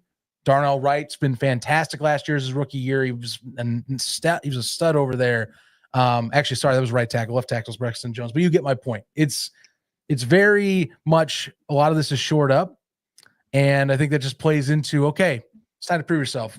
Even Ryan Poles, I'll even throw him in there because if there's one thing I'll critique Ryan Poles the most for, it's saying he's done things when in reality he's done very little to address problems in his first 3 years on roster building, including that offensive line. It's the first time in his tenure he's actually really dug in and tried to fix some of those issues. So, pressure's on him. Got an extension this year too to match with Ben Johnson. So that just adds on to, okay, this is the year to see if we finally start to pan things out a little bit. But that's pretty much Chicago. I think for a lot of people, are excited, but I think a lot of people are tempting what they're going to do in the division because, the other 3 teams were all playoff teams last year, and they didn't really look like they downgraded much just to kind of kick that section off. I think for the most part, I have an interesting theory, if you'll indulge me here. So I think all 3 teams downgraded. That's why I'm so high on the Bears. So the Lions downgraded in terms of coaching. They lost Aaron Glenn, they lost Ben Johnson. The Vikings downgraded in terms of continuity at certain positions, pass rusher, running back, offensive line, etc. And the Packers downgraded in terms of they didn't really upgrade anywhere. They lost a power running back in A.J. Dillon, who, as much as he was in and out of the lineup, it was, it's a good structure back. They lost a cornerback. They have a starting safety playing corner for them right now. Sure. Yeah. I'm not sold that. Listen, the Eagles did that with Jalen Mills in 2017 and ended up working. They won a Super Bowl, but they also had a miracle level run when they did it. The other thing with the Packers is they needed to make historical jumps on certain parts of the defense. They didn't do that. I mean, if they get Micah Parsons in a trade, then yes, this is a whole different conversation. Bear with me here, but I think the Packers to me are another team that just didn't really jump. So we're talking about three teams that really. I think the Packers, the least of them regressed. I think the most regression was out of the Vikings. The Lions regressed a little bit as well, but this also leads to the Bears, who the only team who really improved over the offseason. I love the Tooney signing. I love the Ben Johnson hire. I love the fact that Caleb Williams looks night and day different to this year. I loved your draft class this year. Everything's looking – also the Geno Atkins side. I love the big guys in the middle. So everything looks up for the Bears. That was my theory. I'm like, if there was ever a year for them to go third or second in division because the Packers and Vikings have a down year, listen, nobody's catching the Lions right now. The Lions are still too freaking loaded. And barring injuries, the Lions will probably win the division again this year. But after that, everything is a little murky. Yes, the Packers might be at the top of that, but I can see the Bears clawing at them from the bottom. It's not really an issue. So we'll start with the Packers. Your favorite football team in the world, Zach. So, and every Bears fan's favorite. Clearly. Right? Clearly. It's like saying I love the Cowboys, right? So my favorite bully. That's really all they are right now. You know what? Their days are numbered, buddy. Sure. I've heard that all my life, Jared. I've been but you gotta believe. Listen, I had to believe my entire life in 2017. That belief, Jared. We haven't had a winning record against Green Bay in any decade since the 80s. We have consistently still been waiting to be better than them. One player, man. I'm telling you. I'm saying. I feel as a Jets fan with New England, I feel you on your pain. Just want to let you know you're not alone. Mm-hmm. I mean, we've been close. 2000s were actually pretty close. I checked those records, but I was gonna say the Sexy Rexy years, the Lovey Smith years, they're close. That's close. It's not. Listen, you know what? Listen, I think I'm trying to sell the narrative that the Packers Hall of Fame quarterbacks ended with Aaron Rodgers. I want to subscribe to that, but I still think Jordan Love's a good QB. I think he's okay. I think Caleb's got more talent. I just think Caleb needs more coaching. I mean, yeah. Caleb's a turbocharged tuner that literally just needs a couple extra months in the shop where, Jordan Love's a decent-looking Jaguar, but, the engine's going to break down after 6 years, and you're going to hate this thing. It's going to be a lemon. So that's my issue with the Packers is they're selling me on a quarterback who's basically a dollar store Patrick Mahomes. That's what they're selling me on. Where Caleb Williams is he's his own man. Like I had this whole rant about 6 weeks ago, Zach. You weren't here for the show. Nah, that's fine. I basically said, do not tell me a quarterback is like this. Tell me if he's a combination of this, that's fine. Because he's his own man. I like quarterbacks who have their own shtick. They're their own player. Like Patrick Mahomes is his own player. Lamar Jackson is his own player. Jalen Hurts is his own player. Josh Allen. Yeah. And you know what they're all have in common? They're all perennial playoff winners. They're all MVP candidates. They're all one game, big games. Even Joe Burrow, as much as I crapped on him earlier in the show, he's still his own player. So you can even go down to the Justin Herberts of the world. And but then you get down to the guys like Dak Prescott and Jared Goff, and they're you could say there's a guy similar to them. Dak Prescott's clone is 5 years ago Kirk Cousins. You could say Jared Goff's clone is 10 years ago Matt Ryan. It goes down the line. There's ways to look at this. Show me guys who pave their own path. One of those guys who I think the potential is Caleb Williams. I was a staunch Caleb hater, by the way. Full cards on the table. But I am willing to eat crow on this, as I did with our boy Justin Jefferson, because I was ready to. Oh wow! I was I was down on JJ. I thought he was a combine warrior like Darius Hayward Bay. Okay. I ate crow. Okay, I fully admit it all day. My biggest issue with the Packers right now is that the same team they were last year. Oh boy, you added a receiver. You didn't fix your biggest issues, which were you couldn't stop a pass rush to save your life. Your defense couldn't stop anybody when it mattered. Besides Rashawn Gary, you don't have much of a pass rush. I'm sitting here looking. It reminds me of the Cowboys 3 years ago. Like, what if you talk a big game and everyone's sold? Like, I had to say this to our boy Vince Stover, who's a big Packers fan. I'm like, dude, I'm not buying anything y'all are selling. You're like an insurance salesman for Prudential. I'm telling you to hit the curb, man. Like, get out of here. I think they're going to have a little bit of a improvement on offense just with the draft of Matthew Golden, somebody that can actually catch a ball and is not going to drop all those passes like the guys did last year. Here's something with Green Bay I also hold, and I can't believe I have to say this, but a healthy receiving core for Green Bay will do dividends, I feel, for them this year, because they had to go through a complete, just utter depth kind of reliance last season on like small time receivers and whatnot to go with that. That's my core. Jordan Love still has his issues. I'm not even going to deny that this man does just chalk up ducks and he does get lucky. But I'm also not going to say that that's going to be a detriment. I don't know. I can't overanalyze Green Bay too much because like I can't get them in my head, but they add on and they are a difficult opponent. Are they going to win the North? No, but they're probably going to be competing for like an upper end wild card seed at this point. Just seems to be they're always right there and there. Josh Jacobs, for God's sake, last year against Chicago was a freaking menace, and that's why I talk about a lot. He was elite last year in total. Like when they actually gave him the ball, he was an elite running back. Exactly.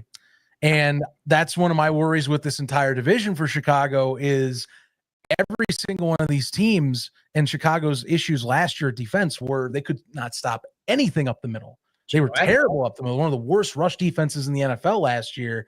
And they did add pieces. That's going to be the test. You know, getting a Grady Jarrett's huge.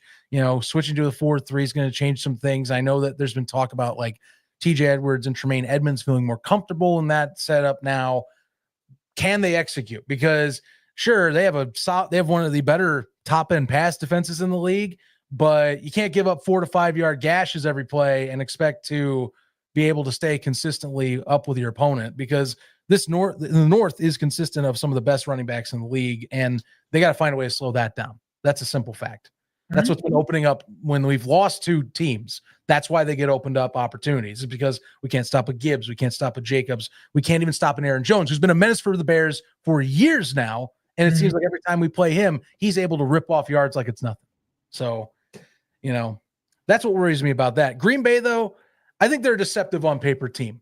Nothing flashy. They just find ways to get wins and be good enough. They're annoying. They're like a down years San Antonio Spurs.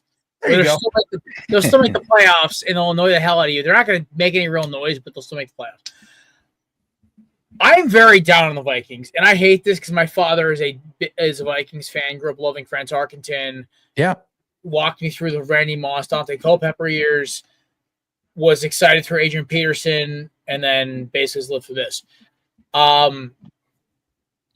My biggest issue with the Vikings is there's no continuity anywhere on this roster besides Justin Jefferson and Jordan Addison, who's going to miss the first 3 games. Right. I like what they're building. I think they have some fun pieces. I just think it's going to be a lot of experimental stuff. I think they're going to steal a game from the Bears. They're going to steal a game from the Packers. Hell, they might even steal a game from the Lions. But that's only 4 wins, or 3 if you really want to be skeptical. I'm going to be straight up with you. I think they're a 7-win team. I think the biggest problem is with Kevin McCarthy is he's going to have to really sit down this year and look at the fact that he has got to – is it McCarthy? I messed up. Yeah. JJ McCarthy. That's JJ McCarthy. Oh, no. Who's their quarterback? Kevin McConnell. Sorry. Jeez. Mm-hmm. Kevin McConnell's going to have to sit there with JJ McCarthy and Justin Jefferson and the rest of that team and realize they are outgunned by every team in terms of weapons, in terms of coaching. Offensive head coach-wise, I think they're up there, but coordinators, defensively, they are a little stagnant. I think the Vikings this year are going to be a hard-out 7-10, but I think there's a lot of things they're rebuilding. I think Sam Darnold last year gave them false hope. I think they got a lot of lucky wins. I think there was a very easy schedule last year, and they took they took advantage of a lot of close games, which great, awesome. I just there's a lot of on paper. I just don't see how they really recreate that this year. I think with JJ McCarthy obviously missing all of last year, I think the best case scenario for him was Sam Darnold starting the season last year, probably doing Sam Darnold things, winning 6 or 7 games, and then he comes in low expectations, inherits a team that was mediocre last year, and we see what we can do. The problem is that the worst case scenario for him was that they went 14-3 last year, and now he has very high expectations you're coming into. And now the fans and the entire team of Minnesota are probably like, well, we need to get back to that. We can't just go 14-3 and then go 6-11. We need to get back to that spot like last year. And I don't know what kind of quarterback he's going to be. I mean, he went 4 for 7 for 30 yards in the preseason this year in his one series. He looked okay. It wasn't anything crazy. The good thing is that Kevin O'Connell seems to be a quarterback whisperer, so we'll see if he can turn him into some sort of star or not. But the positive notes for him is that they had a pretty good offensive line last year, and they had a defense that was, I'm trying to find it, the 3rd overall ranked defense from last year per Pro Football Network, and an offensive line that was ranked fairly high in 2024. So he's got that good stuff going for him. They did add like Ryan Kelly, Will Fires, and they drafted Donovan Jackson for the offensive line. So he's got a little more protection up there. Tough schedule. They've got a .557 win percentage for his opponents. But like I said, probably feeling some jitters. I mean, like I said, you got a team that won 14-3 last year. Now you're stepping in as the savior for that franchise, and that's big shoes to fill after that kind of a season. So I don't think they're going to get anywhere near 14 wins. I think they'll get half of that. But I agree. I think maybe the future's bright, but I just don't think the future's bright in 2025 for him. Well, it's a tough schedule. I mean, I don't know if you've looked at this.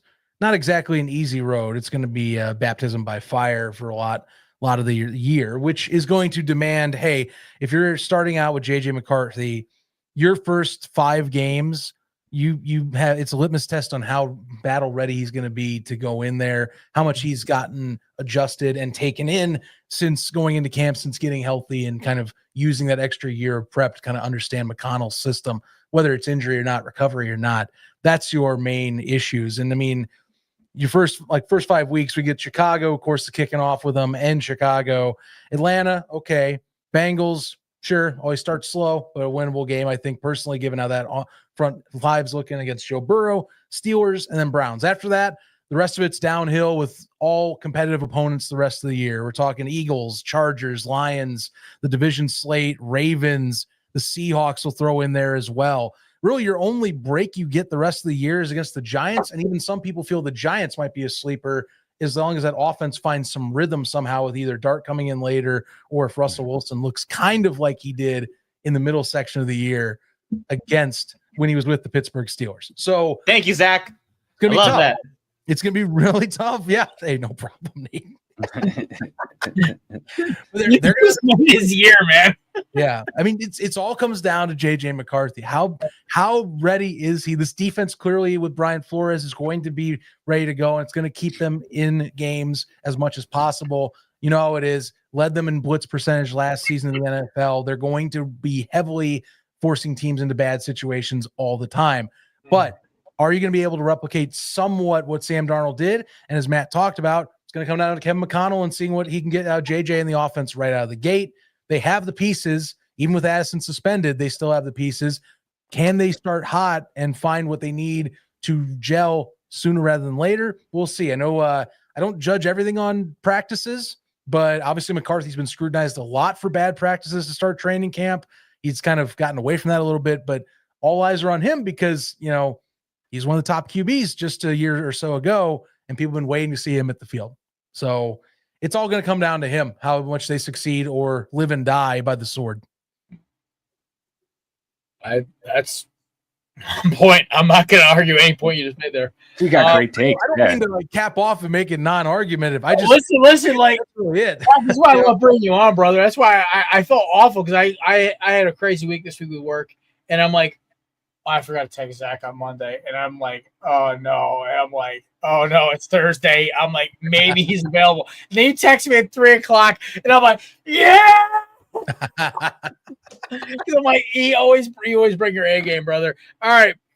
Speaking of A game, we got to talk Detroit Lions, reigning division champion, for the last, I believe, 2 years in a row. They are a different breed under Dan Campbell. He has built something great here. I am genuinely happy for the city of Detroit. They have something to believe in again. This is so much fun. Even I get it's your rival, Zach, so I understand why you maybe not be as happy as a guy like me who has no vested interest. Well, sure. But to see the city of Detroit get something like this, it is a great culture. It's a great thing to see with FCDC. That being said, I think this is going to be a down year for them in terms of. I thought last year was the year they were going to be the threat. I thought that last year was the year they were going to be a possible like Super Bowl contender, and Jane Daniels caught them with their pants down in the division round. It was a rough game. So my expectation for Detroit is I don't think they really lose anything personnel-wise enough where it's going to hurt. They are a 12-5 team to me. They're going to win this division. I'll start off my prediction there. They're going to win this division 12-5. They're going to be the third seed in the NFC. They're going to be a solid team. They're probably going to make the division round, probably lose to Philadelphia or the Rams. Mm-hmm. And it's going to be good. They're going to need a year to kind of cook with the new coordinators to get everything going. It's hard to recreate new guys. I mean, listen, with Philadelphia last year, 2 brand new coordinators. That doesn't really happen much. So I think their biggest issue is right now, can they keep the secondary healthy?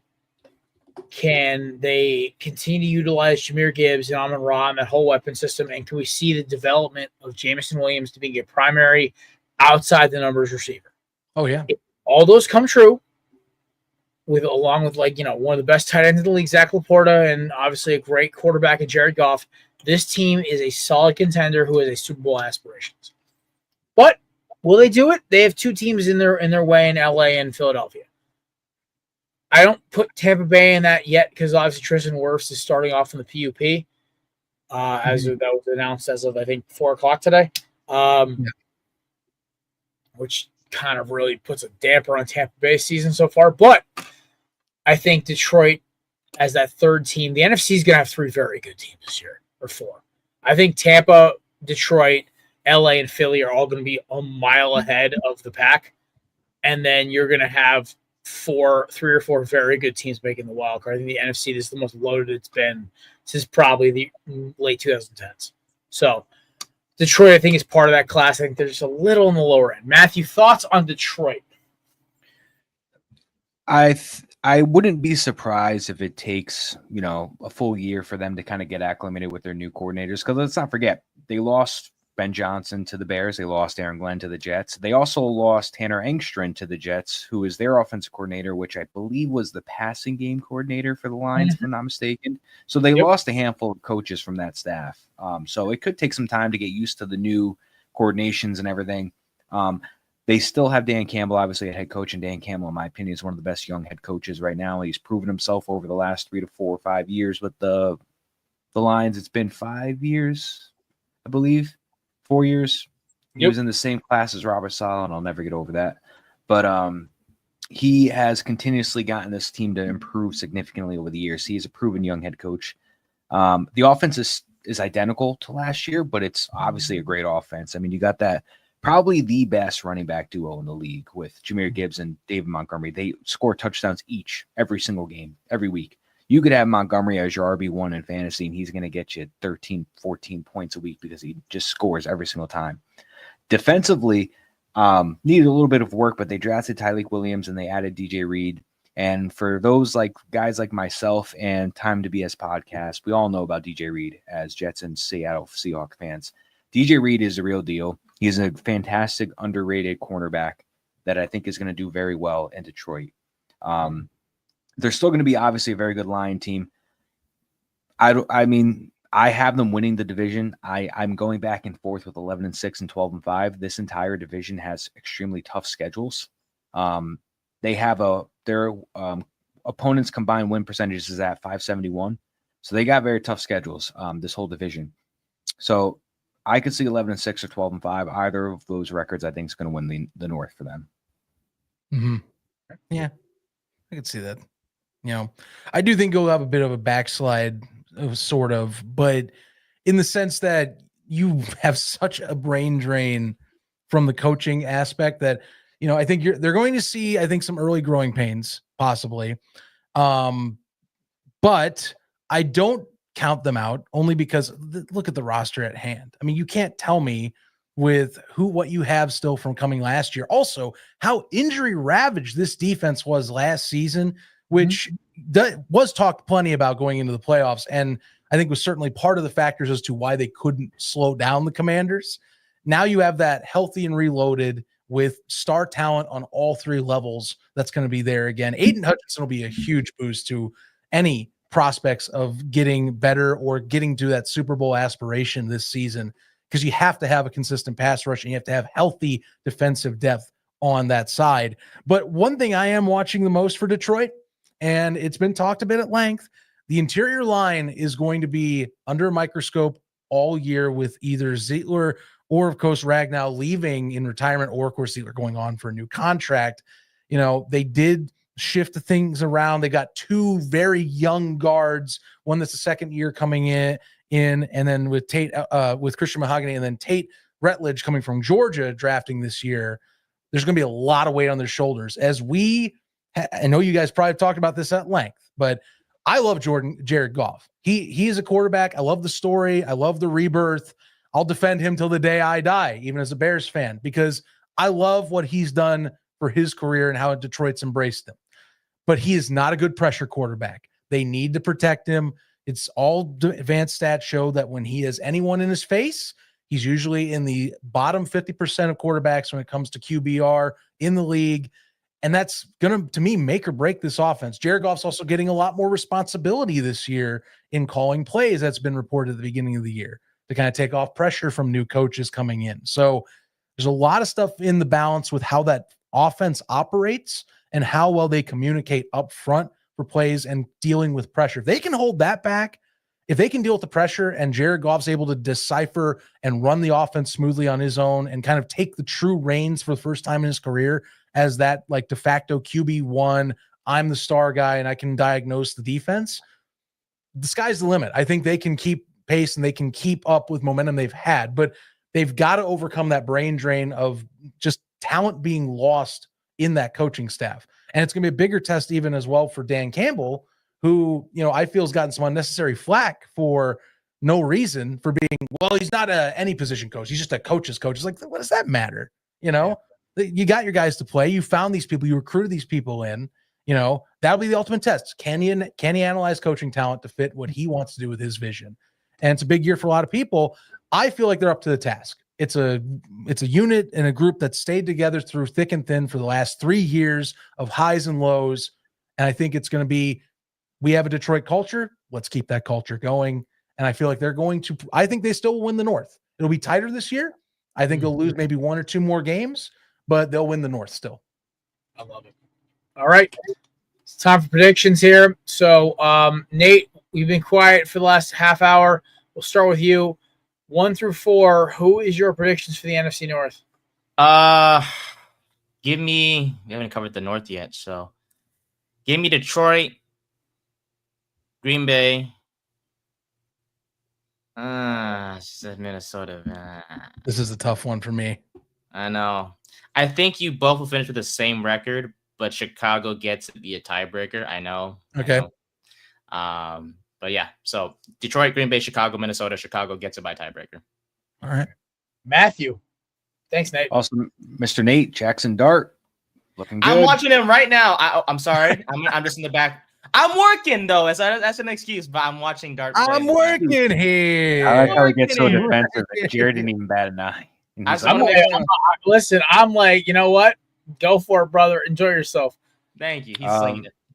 NFC North. I got the Lions in first place. I'm going to say 11-6.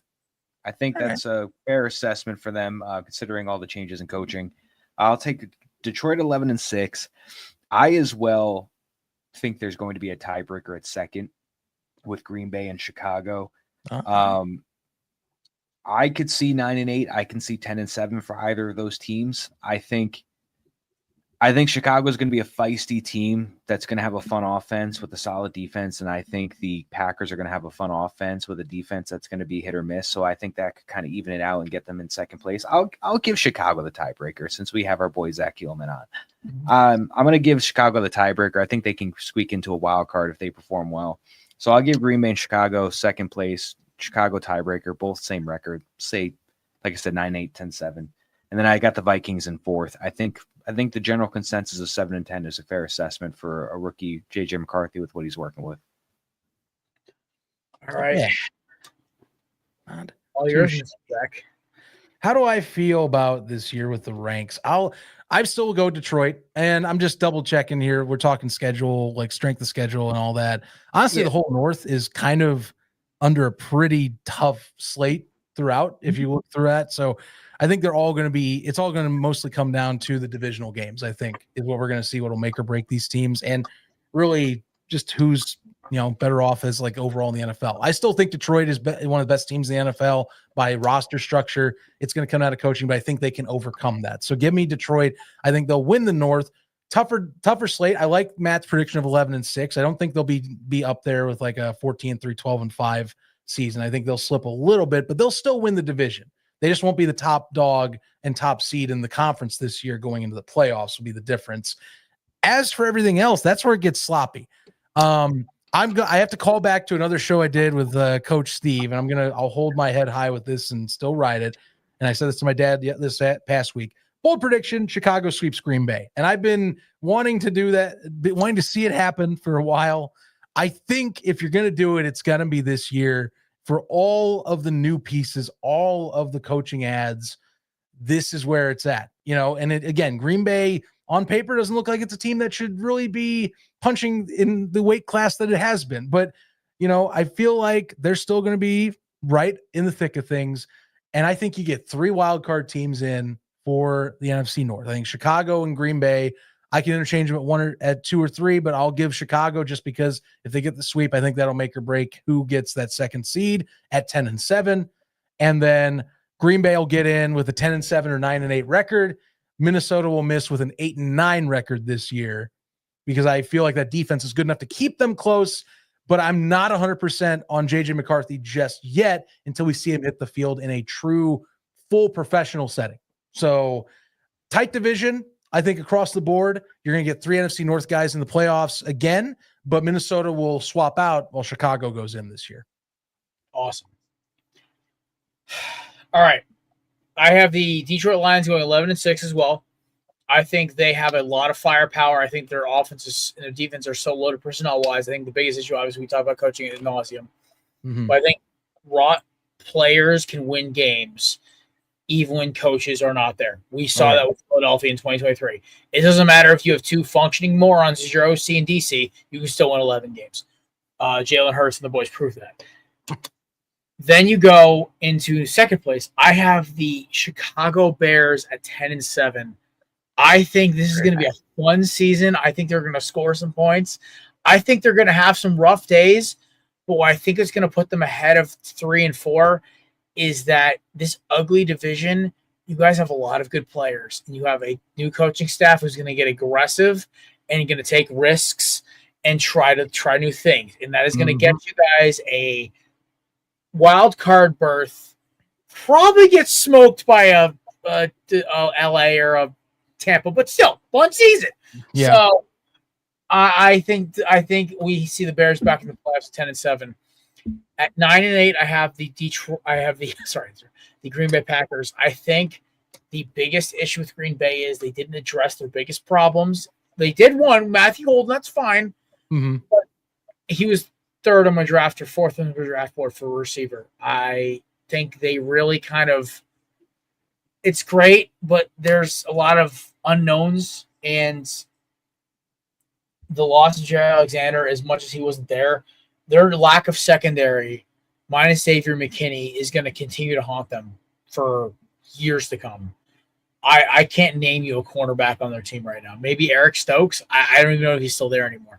So and that's me as somebody who follows the NFL religiously. So I think the biggest issue right now is Green Bay is going to get lit up in the secondary a lot. They're going to look a lot like the 2022 Giants or 2021 Giants, where they're going to get smoked over the top. McKinney's going to get a lot of interception opportunities because they're going to be throwing the ball a lot. I love the pass rush, but it's not going to be enough. They're going to win 9 games, 8 losses, a lot of close finishes. And last but not least, at 7-10, I have the Minnesota Vikings. Now, they could easily go 8-9 here. It's a coin flip game for me, some of these on their schedule. I do like, by the way, the reason I put the Bears at 10-7 is I do have them sweeping the Green Bay Packers as well, Zach. So that's why I was doing my little Jersey Shore fist bump when you said that. I'm just saying, if there's any year they're going to do it, it's going to start with this year. The Packers are down enough, and they have a weekend of secondary where Caleb can get a little loosey goosey with this. So I think, Dad, actually, you know what? For my father, I'll switch to 8-9. I think they're going to be a fun team, the Vikings. I think they're, like you said, their defense, their pass rush is going to be fun. They're going to make a lot of plays. And Jets and Addison are going to score a lot of points. Unfortunately, I think they're going to lose some games on McCarthy's inability and lack of experience, which is going to change as we progress. Like next year, we may talk about the Vikings being a division championship possible contender with Green Bay and Chicago and Detroit. Let's be honest, this is probably Detroit's last year of a free reign, even though last year wasn't a free reign. So I think next year we're going to have a lot of teams that are going to like the Minnesota's right back. Green Bay's right back. Chicago's right back. I think the NFC North next year is going to be brutal. I think this year the Vikings are going to have to take their lumps a little bit. But there you go. I have the Vikings at 8-9. They could honestly have a 5-12 record to me with an injury or two. But if they stay completely healthy, 8-9 is a great season for Minnesota, especially with a new quarterback, aging running backs, and an okay secondary. I love their front seven. So yeah.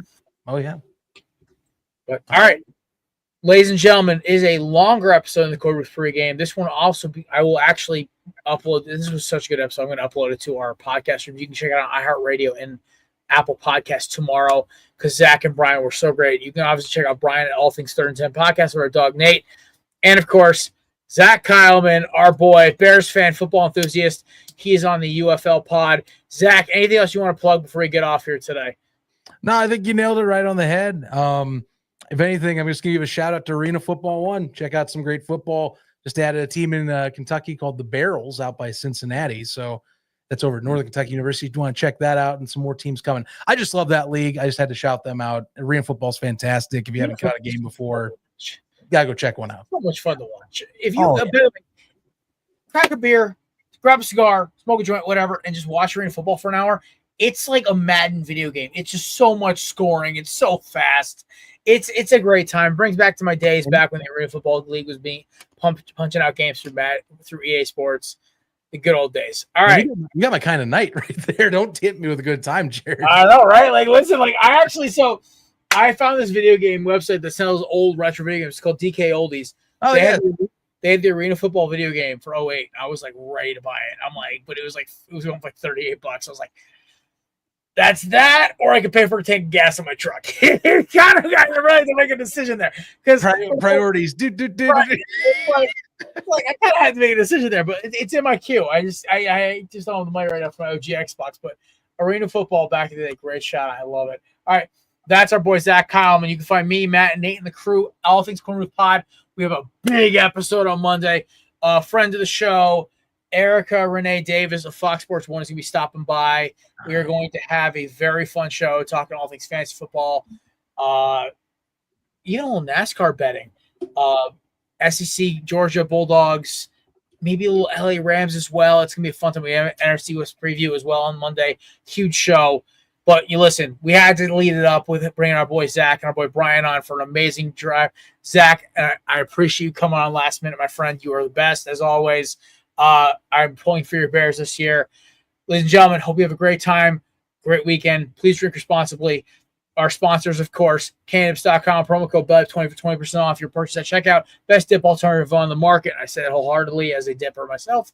We have SeatGeek, best ticketing app on the planet, promo code Belly Sports. Some restrictions may apply, and of course, Righteous Felon, official sponsor of every Nate segment we have, and the best meat meat, snacks you can buy. You can find them at Stop and Shop, gas stations, all the place. These boys are making big moves.